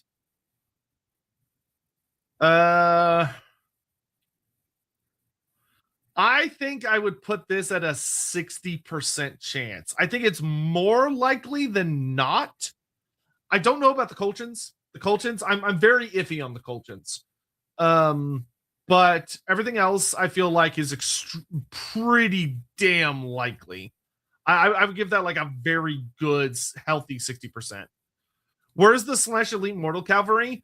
Probably a patch unit. I'm going to be honest. I feel like they're very, very likely to be a patch, a unit that will get in a patch sometime after Lords of the End Times. CA knows people really, really wants them, and apparently has made some comments about them fairly recently in one of the Reddit posts. So people would just have to stay on them. Scion, Final Dwarfs DLC, Joseph Bugman, sure. Grim Burlixon is legendary hero, sure. Guildmasters is generic lord, sure. Rune Priestesses of Valea would be nice. Difficult, but would be nice. Shard Dragon, 100%. Yep. Runic Guardians seems very likely. Bugman's Beer Carts could work. Might be a bit of that might cause some slight friction with the old world, but could work otherwise. Steam Drill Miners, that seems very, very likely. Drakefire Pistol Iron Breakers, that could work exceptionally well. That could actually work very well as a unit, and would be pretty easy to implement. And then Crag the Grim Free LC Legendary Hero. certainly, if dwarfs got a Lord pack, this seems like a very safe bet. I don't know if we're ever going to get any more Lord packs. Lord packs might be a dying breed, unfortunately, as much as I hate to see it, say it. I would very much love for dwarfs to get a full-on Lord pack because they deserve a full-on Lord pack. But whether or not they would get it feels, that pack I would probably put at a 45% chance, just because I'm not convinced that CA wants to do more Lord packs. Not super convinced on that. Is there any Zote character? There is not. No, Zotes sadly do not have a character variant as far as we know. The Zote that existed was the character variant. Like, you took a Zote because there were not enough Zotes that there would ever be like a unit of them. That would be very unrealistic to see like a whole unit of them based on how they're pitched in 8th edition Warhammer Fantasy in the Storm of Magic book. Total War took some liberties with the Zote to make them into a unit. I mean, it works, but there is no supporting material to make the Zotes that we have into a character variant. Doesn't mean it's impossible, but I would say it is incredibly unlikely. If Wood Elves were to get another character, the hero they would get would almost assuredly be the Shadow Dancer. The Shadow Dancer would like undeniably be a hero, I think. That is like a Shadow Wizard melee hybrid. They could make it a Lord, I guess. It wouldn't be the first time they've done that. I mean, they made the Lothern Sea Helm a Lord, so they could make the Shadow Dancer a Lord. He would be different. Like, he'd be fairly different from most of the other characters. I think he works better as a hero, but I thought the same thing about the Lothern Sea Helm, and CA didn't give a shit about that. So, let's see here. I already talked about Moonclaw. What about adding fire elementals as they exist in Tyrion's Sword and White Lion Guardians for the Core Hill DLC and Asarnil, the Dragon Lord, Finnebar / Phoenix King Spirit End Times? If the High Elves got another legendary lord, the most logical option would be Finnebar. The Phoenix King himself would make the most sense if they were going to do one more legendary lord. Asarnil, the Dragon Lord, I don't feel like I really do not feel like would be a realistic I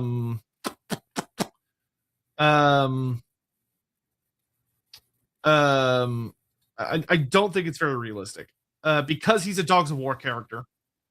Asarnil's whole identity revolves around the idea that he doesn't fight for Ulthuan anymore. I can't remember if he's in exile or he just left. But he's a Dogs of War concept, not a high elf guy.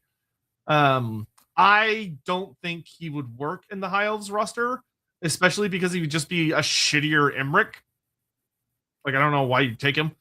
Emmerich would just be him, but better. Arsenal the Dragon Lord, I feel like would be more interesting as a Regiment of Renown, or like a unique mercenary generic hero, or like legendary hero that you could acquire for like just literally almost anybody. Fire elementals seem quite likely, whether as a high elf unit or as an Arabian unit. Come on, make them an Arabian unit. Give me my Jins, or no, they'd be Ifrits. Sorry, Ifrits. Give me Ifrits for Araby as lesser elementals, lesser incarnate elementals of fire. Come on. Actually, it would just be lesser elemental of fire, not lesser incarnate, but whatever. And then you'd have the incarnate elemental of fire as like the big monster version. That'd be so cool. It'd be so cool. Come on. Come on. Sorry. I gotta get it out of my system. It feels like they missed the chance to put Finbar in with Tyrion's current implementation. I agree. I highly agree, actually. I would say the odds that the High Elves are going to get another Legendary Lord, I feel like is 3%. 3% chance. Like super unlikely. I feel like High Elves are tapped out for Legendary Lords. I really think they are completely tapped out. I could be wrong. Hand to God, I could be wrong. But yeah, I would say nah. Scion, Hellborg character pack. Hellborg, Kurt Hellborg, Legendary Lord, Ludwig Schwarzhelm, Legendary Hero, Wizard Lords as a generic Lord, Chapter Masters as a generic hero, Reichsguard Infantry on foot, Knights of the Burning Heart as a new knight unit, and maybe Kriegsritter. I don't even know what those are. Minus the Kriegsritter, I don't even know what those are, so I would say the odds of that are not very high. But overall, I think that's actually a very, very, very that's a very grounded pitch. I don't know if it would ultimately be this in its final form, but I would say this is like a really solid pitch. I would probably give this like a really good, I want to say 65%. If you drop the Kriegsrider, I'd bump you up to a 70. War Riders, so non-noble knights. I feel like we have enough knights. I'm gonna be honest. Do I think Galroch will be a Lord or hero? Hero, definitely a hero. If they're gonna do Tzeentch, I'm calling it now, Tim Johnson. The Tzeentch Legendary Lord, the next Tzeentch Legendary Lord is going to be Egrimm von Horstmann. And the legendary hero that you will likely see with him is Galroch, the Great Drake. Galroch makes for a very powerful, solid legendary hero because he gives you access to a powerful independent dragon that's also an incredibly powerful sorcerer of the Lord of Tzeentch. So he offers a very different experience from Echoed Hellbrass and the blue scribes because he's just a big fuck you monster. And he would also come with like really nice buffs for like other monsters and like Tzeentchian monsters and stuff in your roster. He makes for a very sexy legendary hero, whereas I feel like his legendary lord potential is greatly reduced due to his similarities to Egrimm von Horstmann. Because him and Egrimm they're almost the same. Egrimm is a Chaos Sorcerer Lord of Tzeentch that rides on a two-headed Chaos Dragon, whereas Galroch is a two-headed Chaos Dragon. Like, that's the biggest difference between the two of them. And if you go with a significant amount of lore, the OG Egrimm rode on Galroch. And then in the later lore, they changed it to Baldros, who is one of Galroch's kiddos. Queen Helga. Queen Helga, I would say, is a 0% chance. I would love to see Queen Helga because she would be such a unique concept.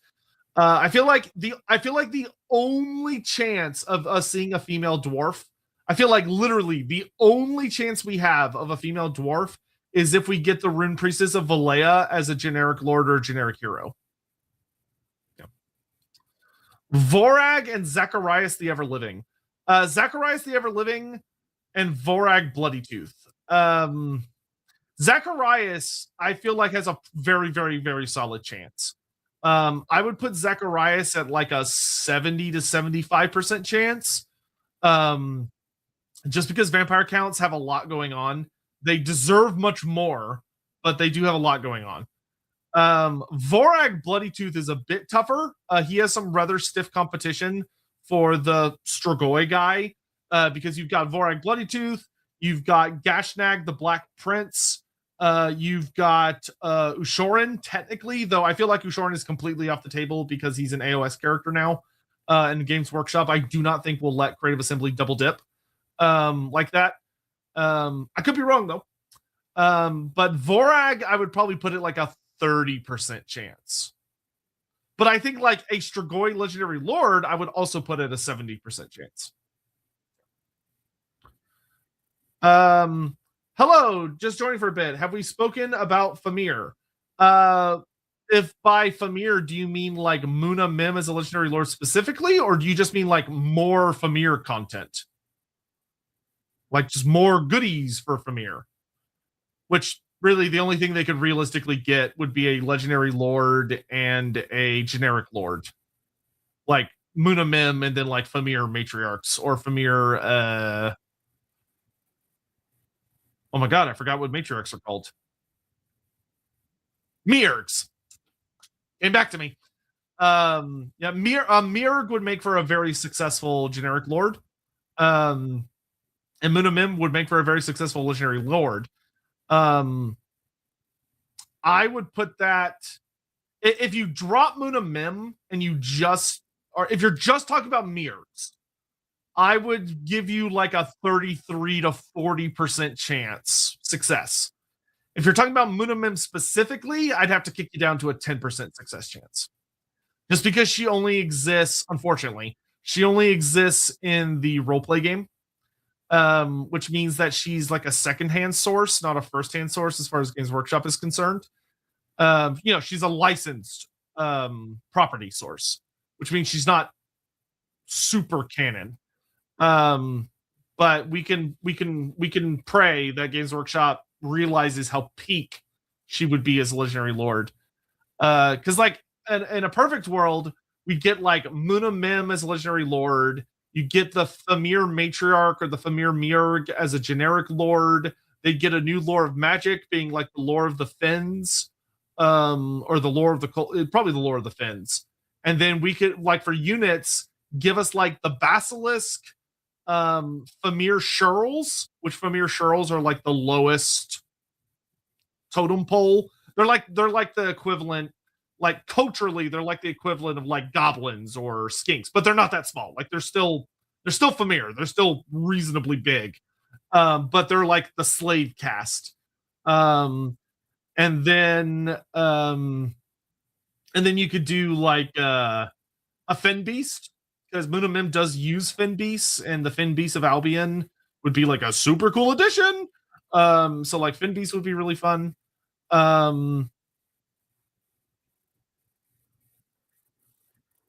Yeah. Let's see. Sion, thank you for the super chat. Tomb Kings, Ramhotep the Visionary. I want to say 100% so badly.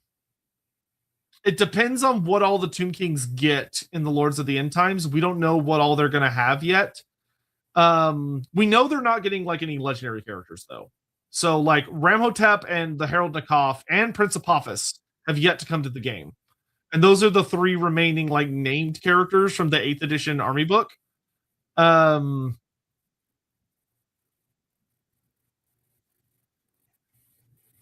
Ramhotep, I would currently put at 75%. I want it to be higher, but I'm going to say 75%. Wood Elves, Eroloth, 100%. I feel like Eroloth is 100% coming to the game. Not even a question. Nayeth the Prophetess, I want her so badly in ways you can't imagine, because otherwise we're both going to jail. Nayeth the Prophetess, though, 35%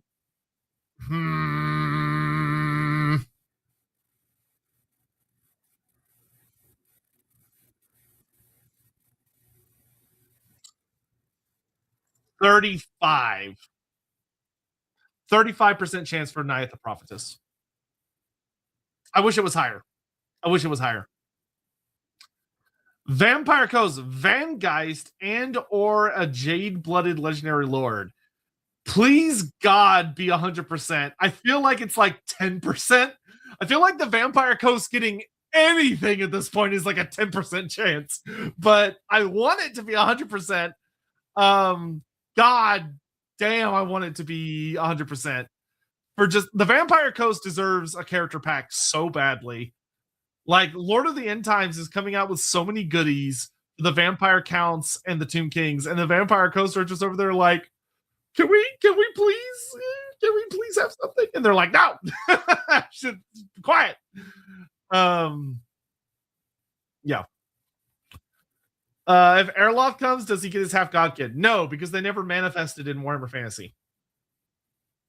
They were literally just an etheric thing. Apophis would be a nightmare to animate. I don't think he'd be that bad. I don't think he'd be any worse than like the Sea Elementals or the Kadai Fireborn and stuff like that. Opening up end is 100% of the race. I would say opening up end, that's not going to happen without end itself. If you don't get end as a playable faction, they are not going to open it. Geography. They're not going to do it. They won't. I feel like they would not do that under any circumstances because I feel like they would think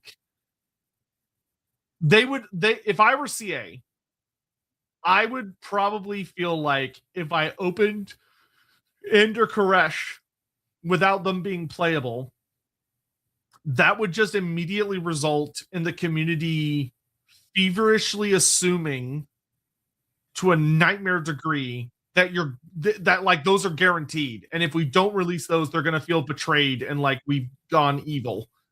And they're just gonna be like, nah, we're not touching that. we're not touching that.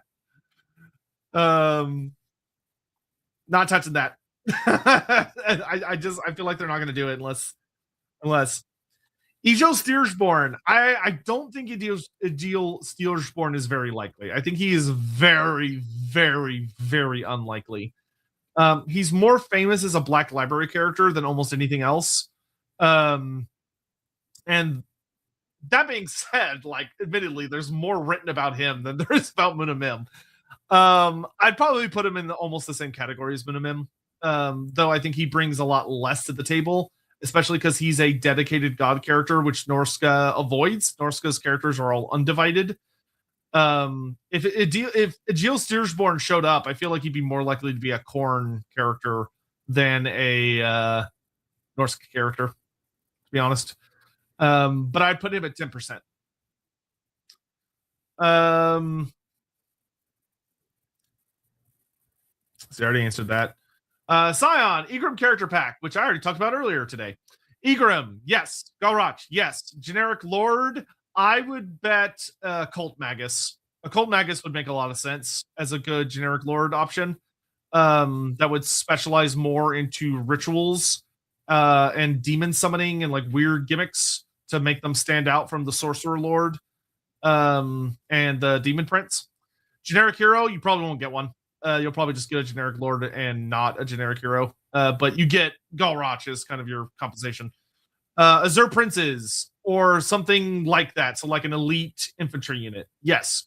Gigantic Chaos Spawn. Very possible. Warp Fire Dragons. Warp Fire Dragon is an interesting pitch. And Bane Towers. Honestly, I feel like the least likely thing on this list is, funny enough, the Gigantic Chaos Spawn, or maybe the Bane Tower. I could see maybe the Bane Towers don't make the cut. If you cut out the Bane Tower, this feels like an easy slam dunk. If you keep the Bane Tower, that's a lot of single entities. That is a lot of single entities. Probably too many single entities, to be honest. I think one of them would have to get dropped for this to be realistic in scope. It's too many single entity monsters, which require like just a significant amount of work. Yeah. Um, like the Warfire Dragon, you might be able to get away with if it's at all like if they don't make it like the tabletop design, because the tabletop design is fairly unique. If you made it, if you kind of hybridized it with the Total War dragons that we already have, then you could get away with it. But if you were making it like completely unique, I'm sorry. I'm sorry to say, I don't think that's going to happen. There's just too many big things. I feel like almost everything on this list realistically can make its way into the game. I do think CA fully intends to fully adapt the entirety of the Monstrous Arcanum and the Storm of Magic book. Um, so I feel like everything on this list has a very good chance to get into the game. I will say that. I put like overall in the grand scheme of the universe, everything in this eventually making its way into Total War, I would say is like an 85 to 90% chance. Yeah, generic Chaos Dragons for Wars of Chaos, yeah. I would say as like one whole pack, this is like a 5% chance. It's just too many single entities.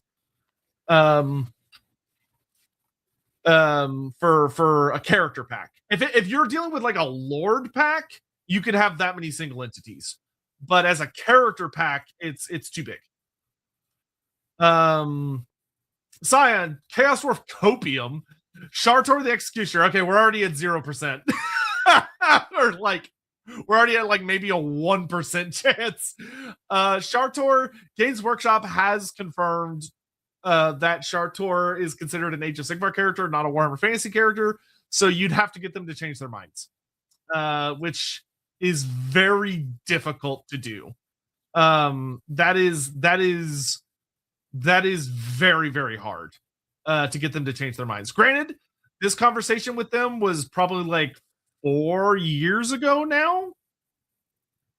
So they might be open to it, especially because the Hellsmith of Hashut had been released. And ultimately, they decided not to use Shartor the Executioner. Like, he is fully retired. He's a complete legacy character. You cannot use him for anything at all.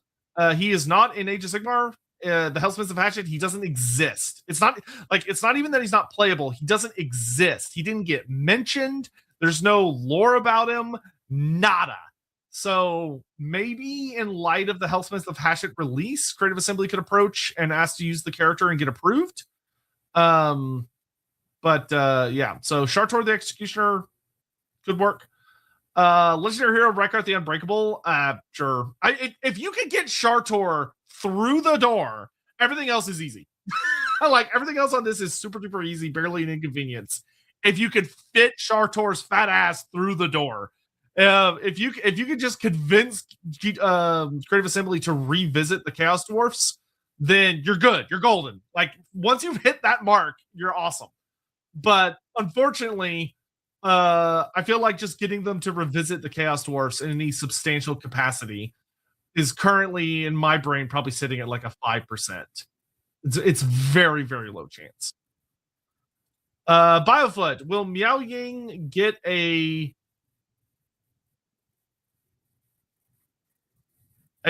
P-egging mechan or Diplo opt? What?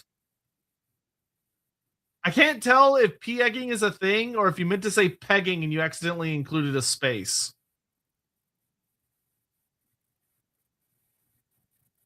You're speaking in tongues. Somebody slap Biofoot. He clearly needs help. Why Galroch and not Gyrouch? Sage God woke. Federico. Hey Ryan. With Warhammer, I don't know what this is. WTO.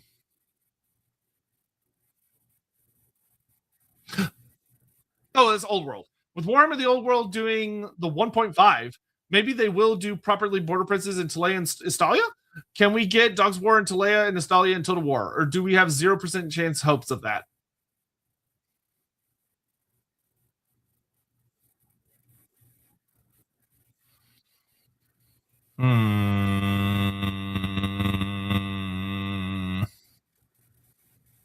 So this is tricky. This is very tricky because it's kind of a double-sided sword, double-edged sword. On one hand, if the Dogs of War or Telea/Estalia gets made into a playable faction in the old world, that means Games Workshop is heavily officially supporting them, which means that it should be very, very, very easy to adapt tons and tons of material into Total War Warhammer.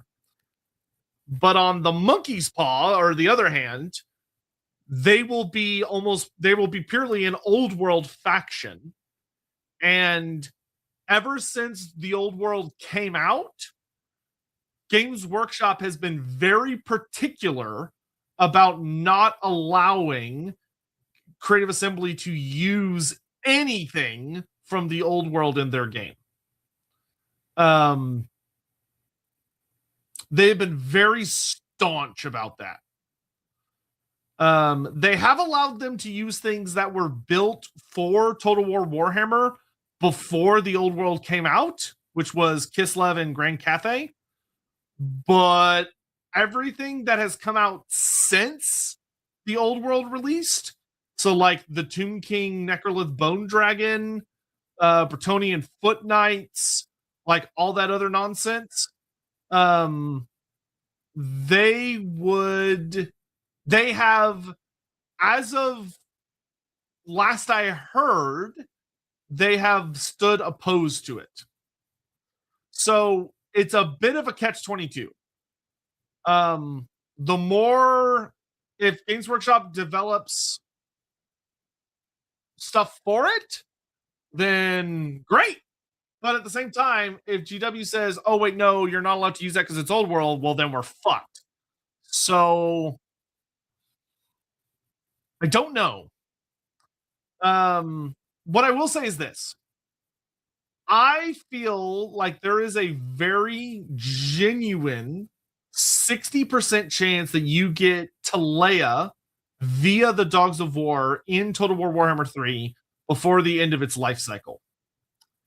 Estalia, I would currently put at a 5% chance, just because it has no material at all. Nothing exists for Estalia outside of the old world, and I genuinely believe they would be old world exclusivity claused, which would make me very, very sad. But that's the world we live in right now. I hope I'm wrong on that, but it's not 0%. I will say it's not 0%. You have a better chance than like Nippon does by a lot. Are orc mercenaries called Hogs of War? Yes. The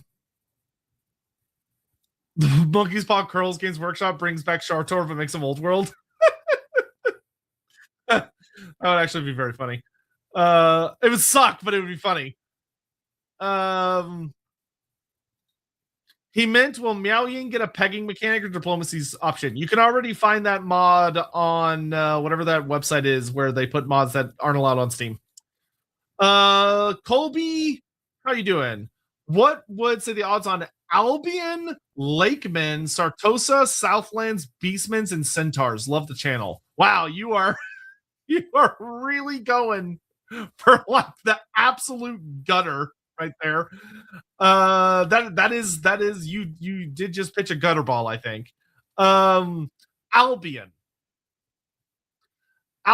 being represented in the game in some form or fashion, such as playable units, notable references outside of what we already have, or playable heroes such as the Truthsayer and the Dark Emissary. I would say your odds are 30%. If you count the Fen Beast, I would say your odds jump up to 65%. If you mean anything more than just maybe some like referential or Dog of War type stuff, I would say 0%. Unfortunately. Lakemen, 0%. They are a very, very niche reference from the role-playing game that's exclusive to Bretonnia. in a book that I'm pretty sure Games Workshop has forgotten existed. Sartosa, they're technically already in the game.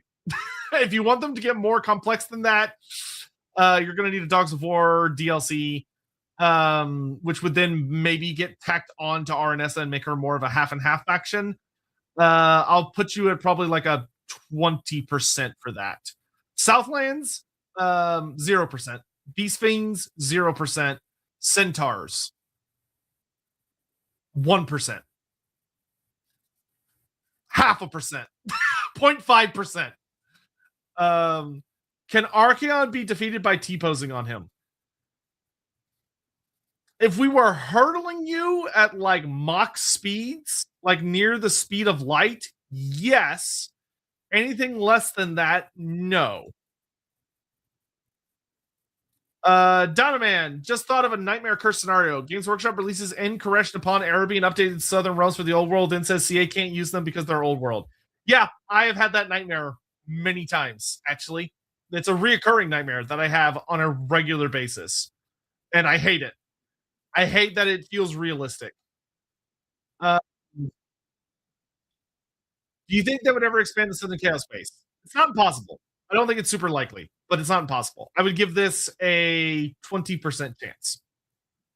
Not out of the realm possibility, but I don't think it's very likely based on their current, the way they act currently.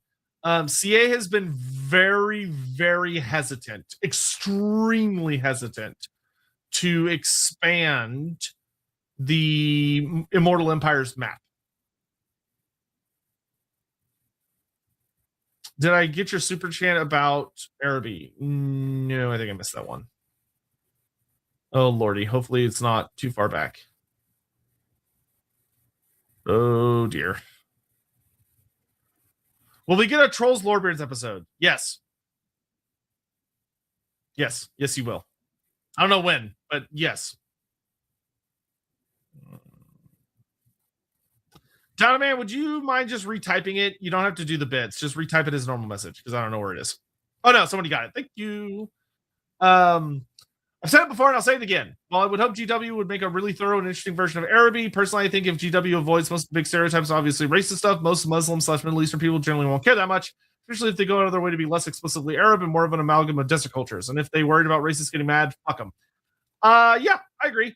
But company's gonna company, man. At the end of the day, Games Workshop is a large corporation that has a bunch of people that work for them that obsess over like you know, like the thought market of like, how will people react to this? What will people think of this? Should it be done? Can we do it? Does it have risk? Should we avoid those risks? Those they are a massive juggernaut company that likes to pretend they're not, but they are. And there would be a decent amount of hurdles that would need to be overcome.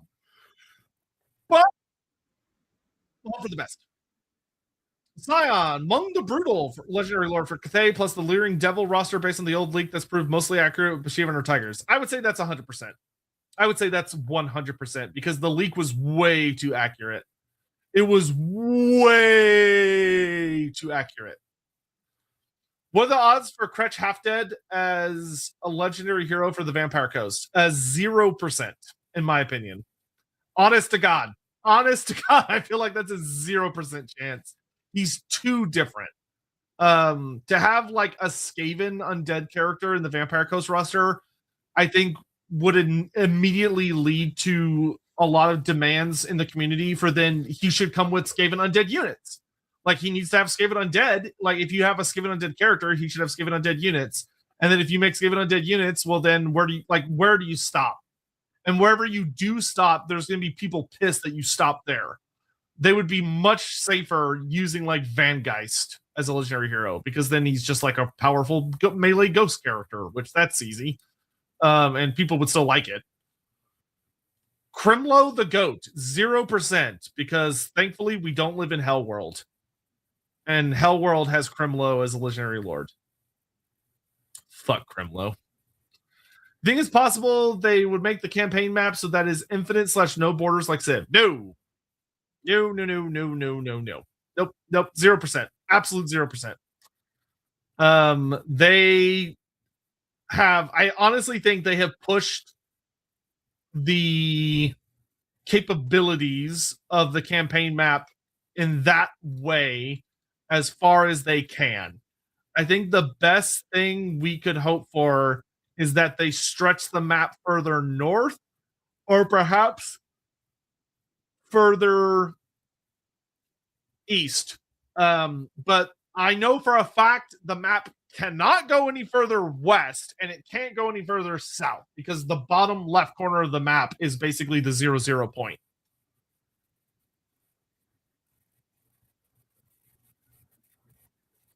Maybe redo the Under Empire. They might like improve the Under Empire a little bit. Maybe one day, but I don't think they would do anything like super substantial. We don't live in Hell World, could have fooled me. Listen, it could always be worse, right? Crimlo could always be like a major character. That's literally the only thing separating us from Hell World. That is the only thing separating us. That's it. It's we have ticked a lot of boxes, but there's still that one box left we can hold on to. We're in Hell Whirl. We're still missing the D.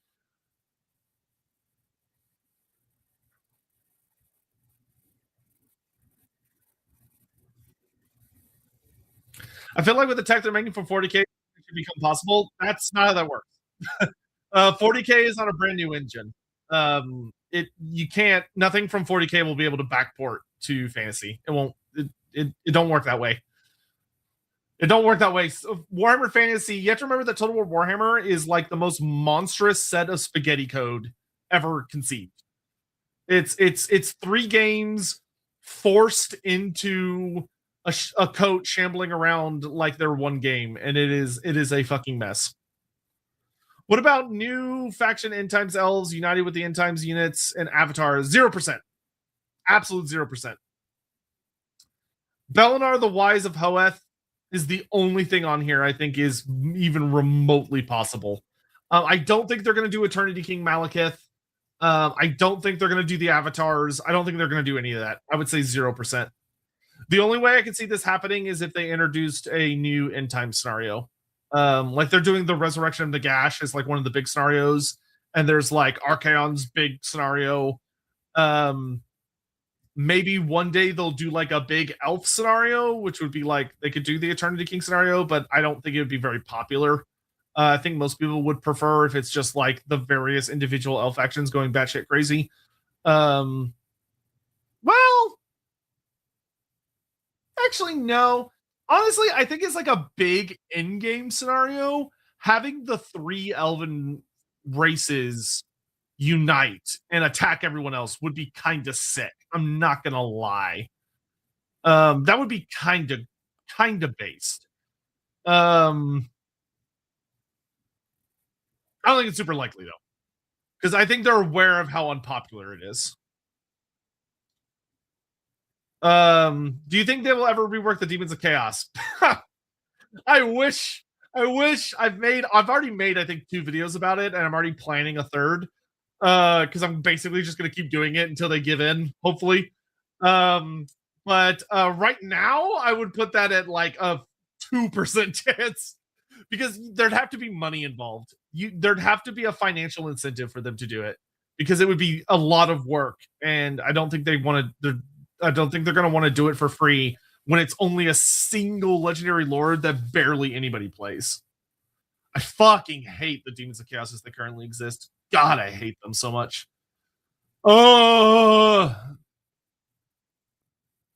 die mad about it. Alrighty. Any more questions before we get out of here for today? I think we've pretty much I've been looking through like regular comments and stuff. Everything seems Bretonian shepherdesses. Pretty unlikely. They would have to be rooting around the absolute bottom of the most bottom bitch barrel that has ever existed. Like, just way down there. Like, it is rotten away into fragments of atoms. So I would put this at a 0%. It would be hilarious. It'd be great. I'd love it, but I'd put it at 0%. Just like super ripped ladies with like shepherd's canes, just beating the shit out of goblins. That would be great. That would be so fucking funny. Tyrion's Vampire Apprentice, 0%. Games Workshop doesn't like to talk about the end times, and they also don't like to talk about vampire elves, which is good because vampire elves should not be a thing. They should not exist. They should not be a thing. It's stupid bullshit. I personally got a vampire elf removed from Warhammer Fantasy Roleplay 4th Edition, and I'm proud of that. I'm very proud of that. They tried to sneak in a vampire elf into the Lustria book, and I was like, I was like, not in this house. No vampire elves. They're not canon. And they got rid of it. And I will. That's one of the greatest achievements of my entire life. Bugman and Grimm for dwarfs. Pretty good chance. 80 to 85%. Bloody Nose Tribe / Chaos Goblins for Corn. 0%. 0. Hard 0. Quick Head Taker Trophy Head mechanic. 95% chance that's going to happen at some point. I do think CA very much wants to do a rework of Quick Head Taker as well as Lord Scroll. Actually, I think they want to revisit both of them quite badly. I would say this is extremely likely, 95% chance.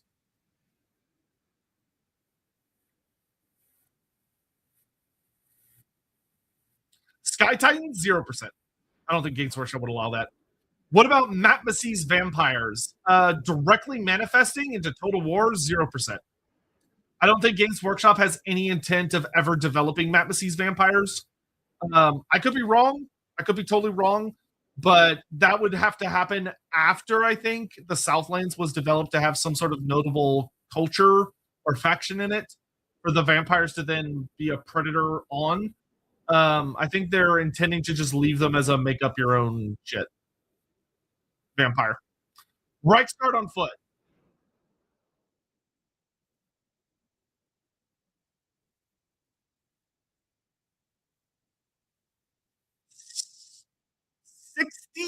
$62.5% chance.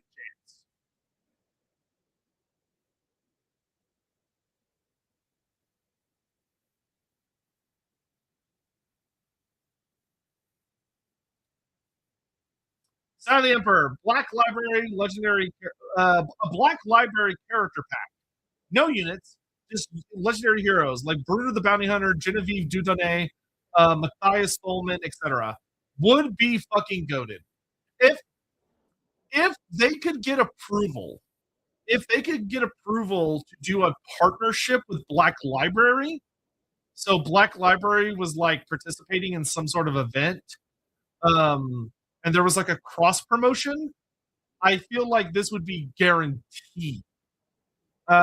Without some form of a cross promotional event involving Black Library, I feel like this is extremely unlikely, which sucks because I actually think it'd be very popular. I think this would be super popular. Vandus Hammerhand, wrong universe. Negative 100% likelihood. Sea Dragon and Avatar of Cain for Dark Elves. Sea Dragons,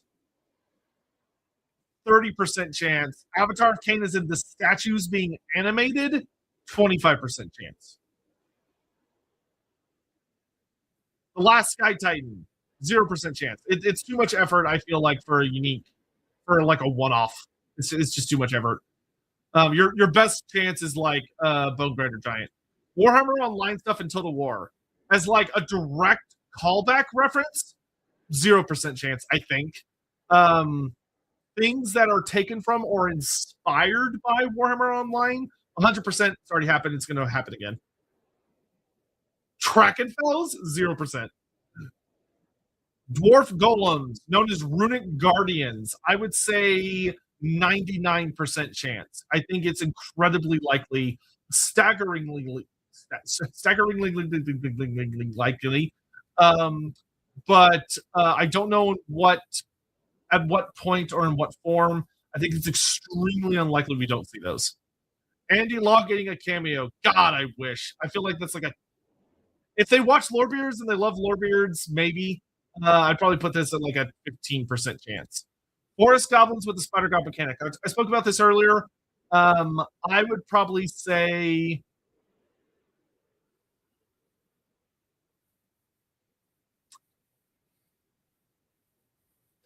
25%. I want it to be higher, but I feel like realistically it's like a 25%. Me as a legendary lord, Games Workshop would literally shoot them in the back of the head. 0%. Uber's Rec 5 is fully realized legendary heroes. It'd have to be a partnership with Fat Shark. If it's not a partnership with Fat Shark, 0% chance. If there is a full-on partnership with Fat Shark for like a Vermintide 3 or something, 100% chance. I know that's a big pinball there. I'd love to see a legendary lord for the Air /Lara Lord. Yes, I agree wholeheartedly. If we get one, it's probably either going to be Eraloth or Naiath the Prophetess.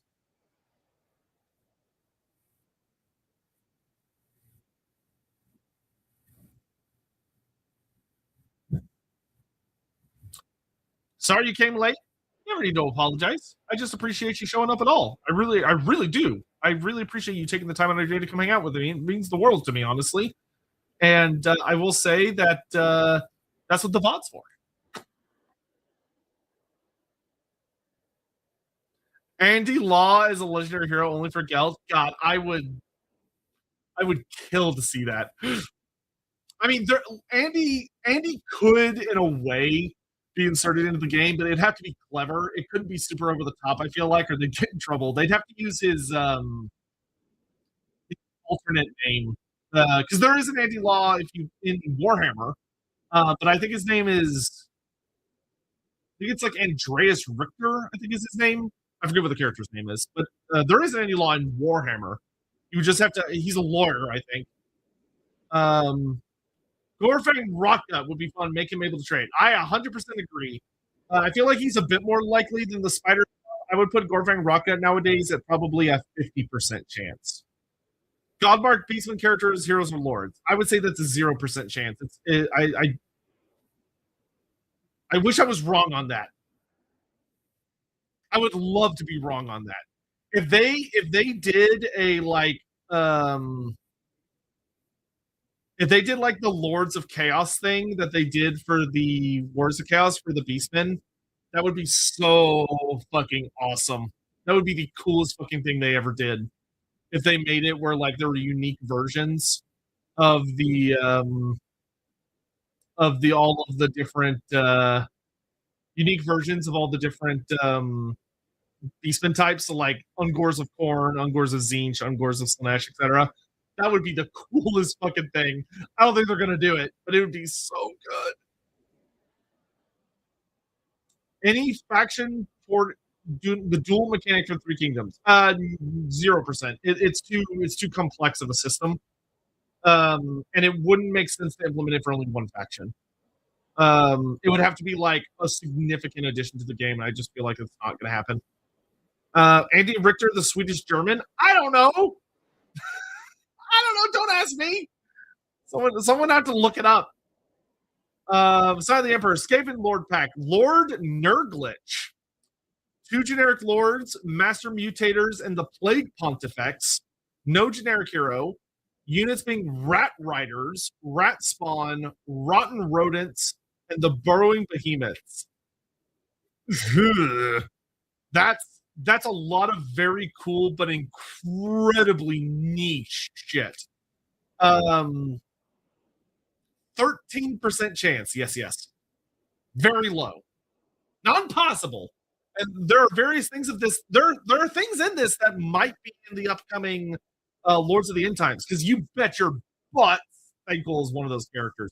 I would bet all the money I have, and I would bet anyone that's irresponsible with their funds in chat I'll bet 100 gift subs that Thankful is going to be one of the lords of the end times.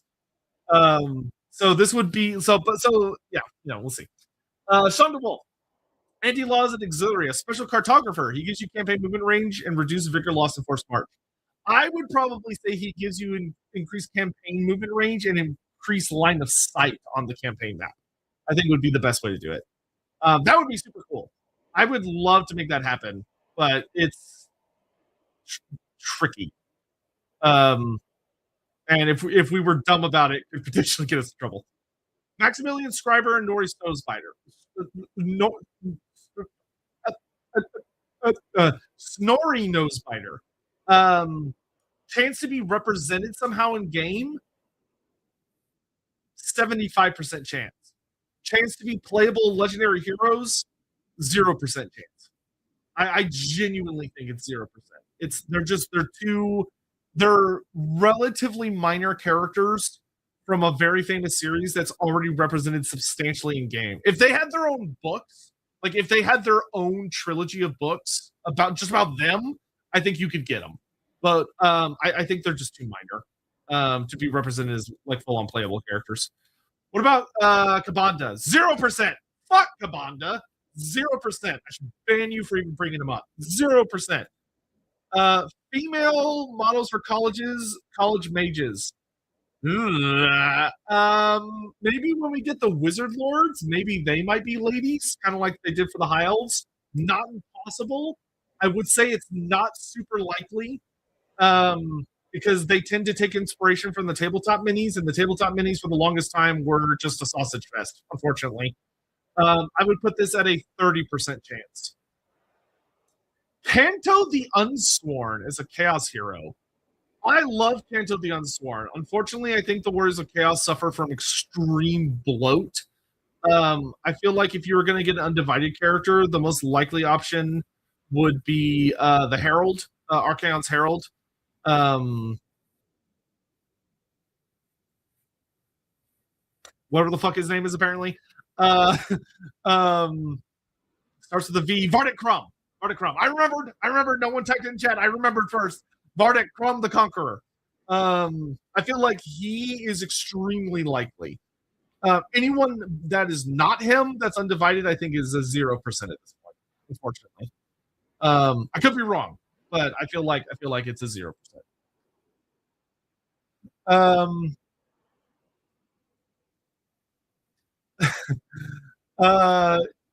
Shipping Totek, me too, fam. Me too. Chalkox is a legendary hero. I would say 100%. 100% chance. Sign of the Emperor. Dark and Wood Elves get their missing lores of magic, plus Athel Loren from Wood Elves, but Gotrek and Felix access for Teclis and Kalida. Malachi can get Ulrika, so there's precedent.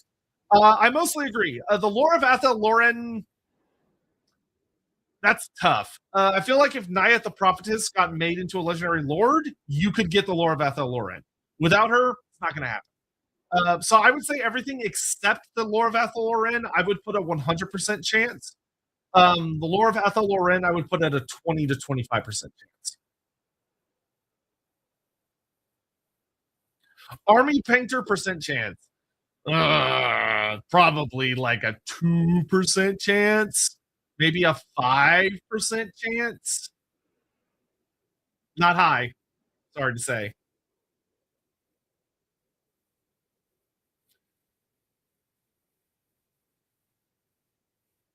Love to see the Lord Trolls. Me too, fam. Unfortunately, he falls under the old world right now. But me too. I would love to see Lord Trolls. Beast Fiend, 0%. There's no... They only exist in a single Black Library novel and are very, very vague. They're incredibly vague.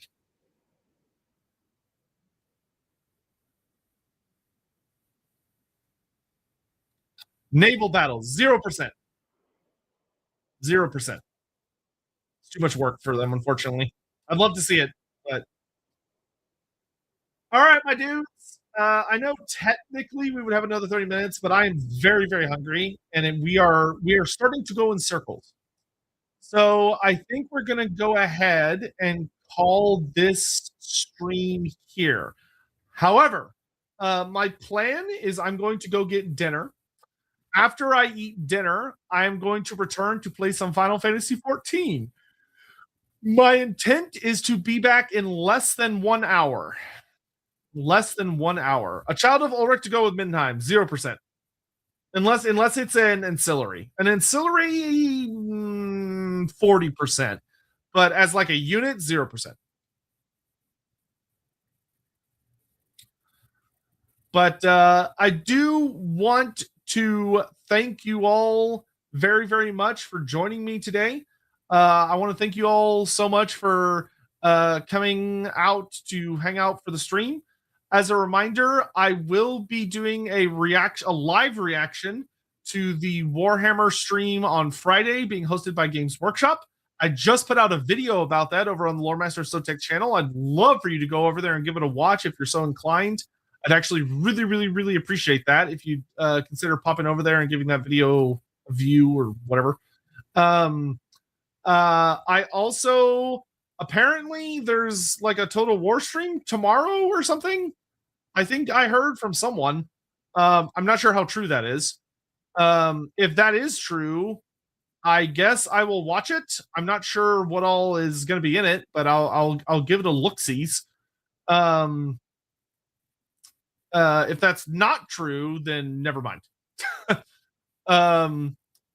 But yeah, I will pass on all of your best to Andy. As I'm sure you're all aware, please, keep him in your thoughts, please. And if you do happen to bump into him, please lavish him with love. Wolf. I want Phoenix King and Finrain Stardrake for the Citadel of Dusk. Finrain Stardrake, I would say, is a hard 0. Hard 0. The Finnebar as somehow playable, I would put that at a 5%. It's not utterly impossible, but I feel like it's extremely unlikely. All right. Anyway, I'm going to go ahead and send off y'all to hang out with Vera. Vera is actually playing the new Darktide class, the Skitari. So do say hi to Vera for me. Give her my love. But I'm going to go scrounge up some food, and then I will be back in probably about an hour, so around 6:30 p.m. CST, for some Final Fantasy 14. So if you want to continue hanging out, and we'll just be talking about whatever. So if you want to continue this conversation, feel free to join me over on the Loremaster of Sotek channel and for the Final Fantasy stream. Or if that's not your interest, that's totally okay. I'll just see you when I see you. So have a lovely day. And oh wait, I forgot to do the /raid Vera Samilla. I hope you all have a lovely day, and I will see you next time. Bye, guys. Bye, bye, bye, bye, bye, bye, bye, bye, bye, bye.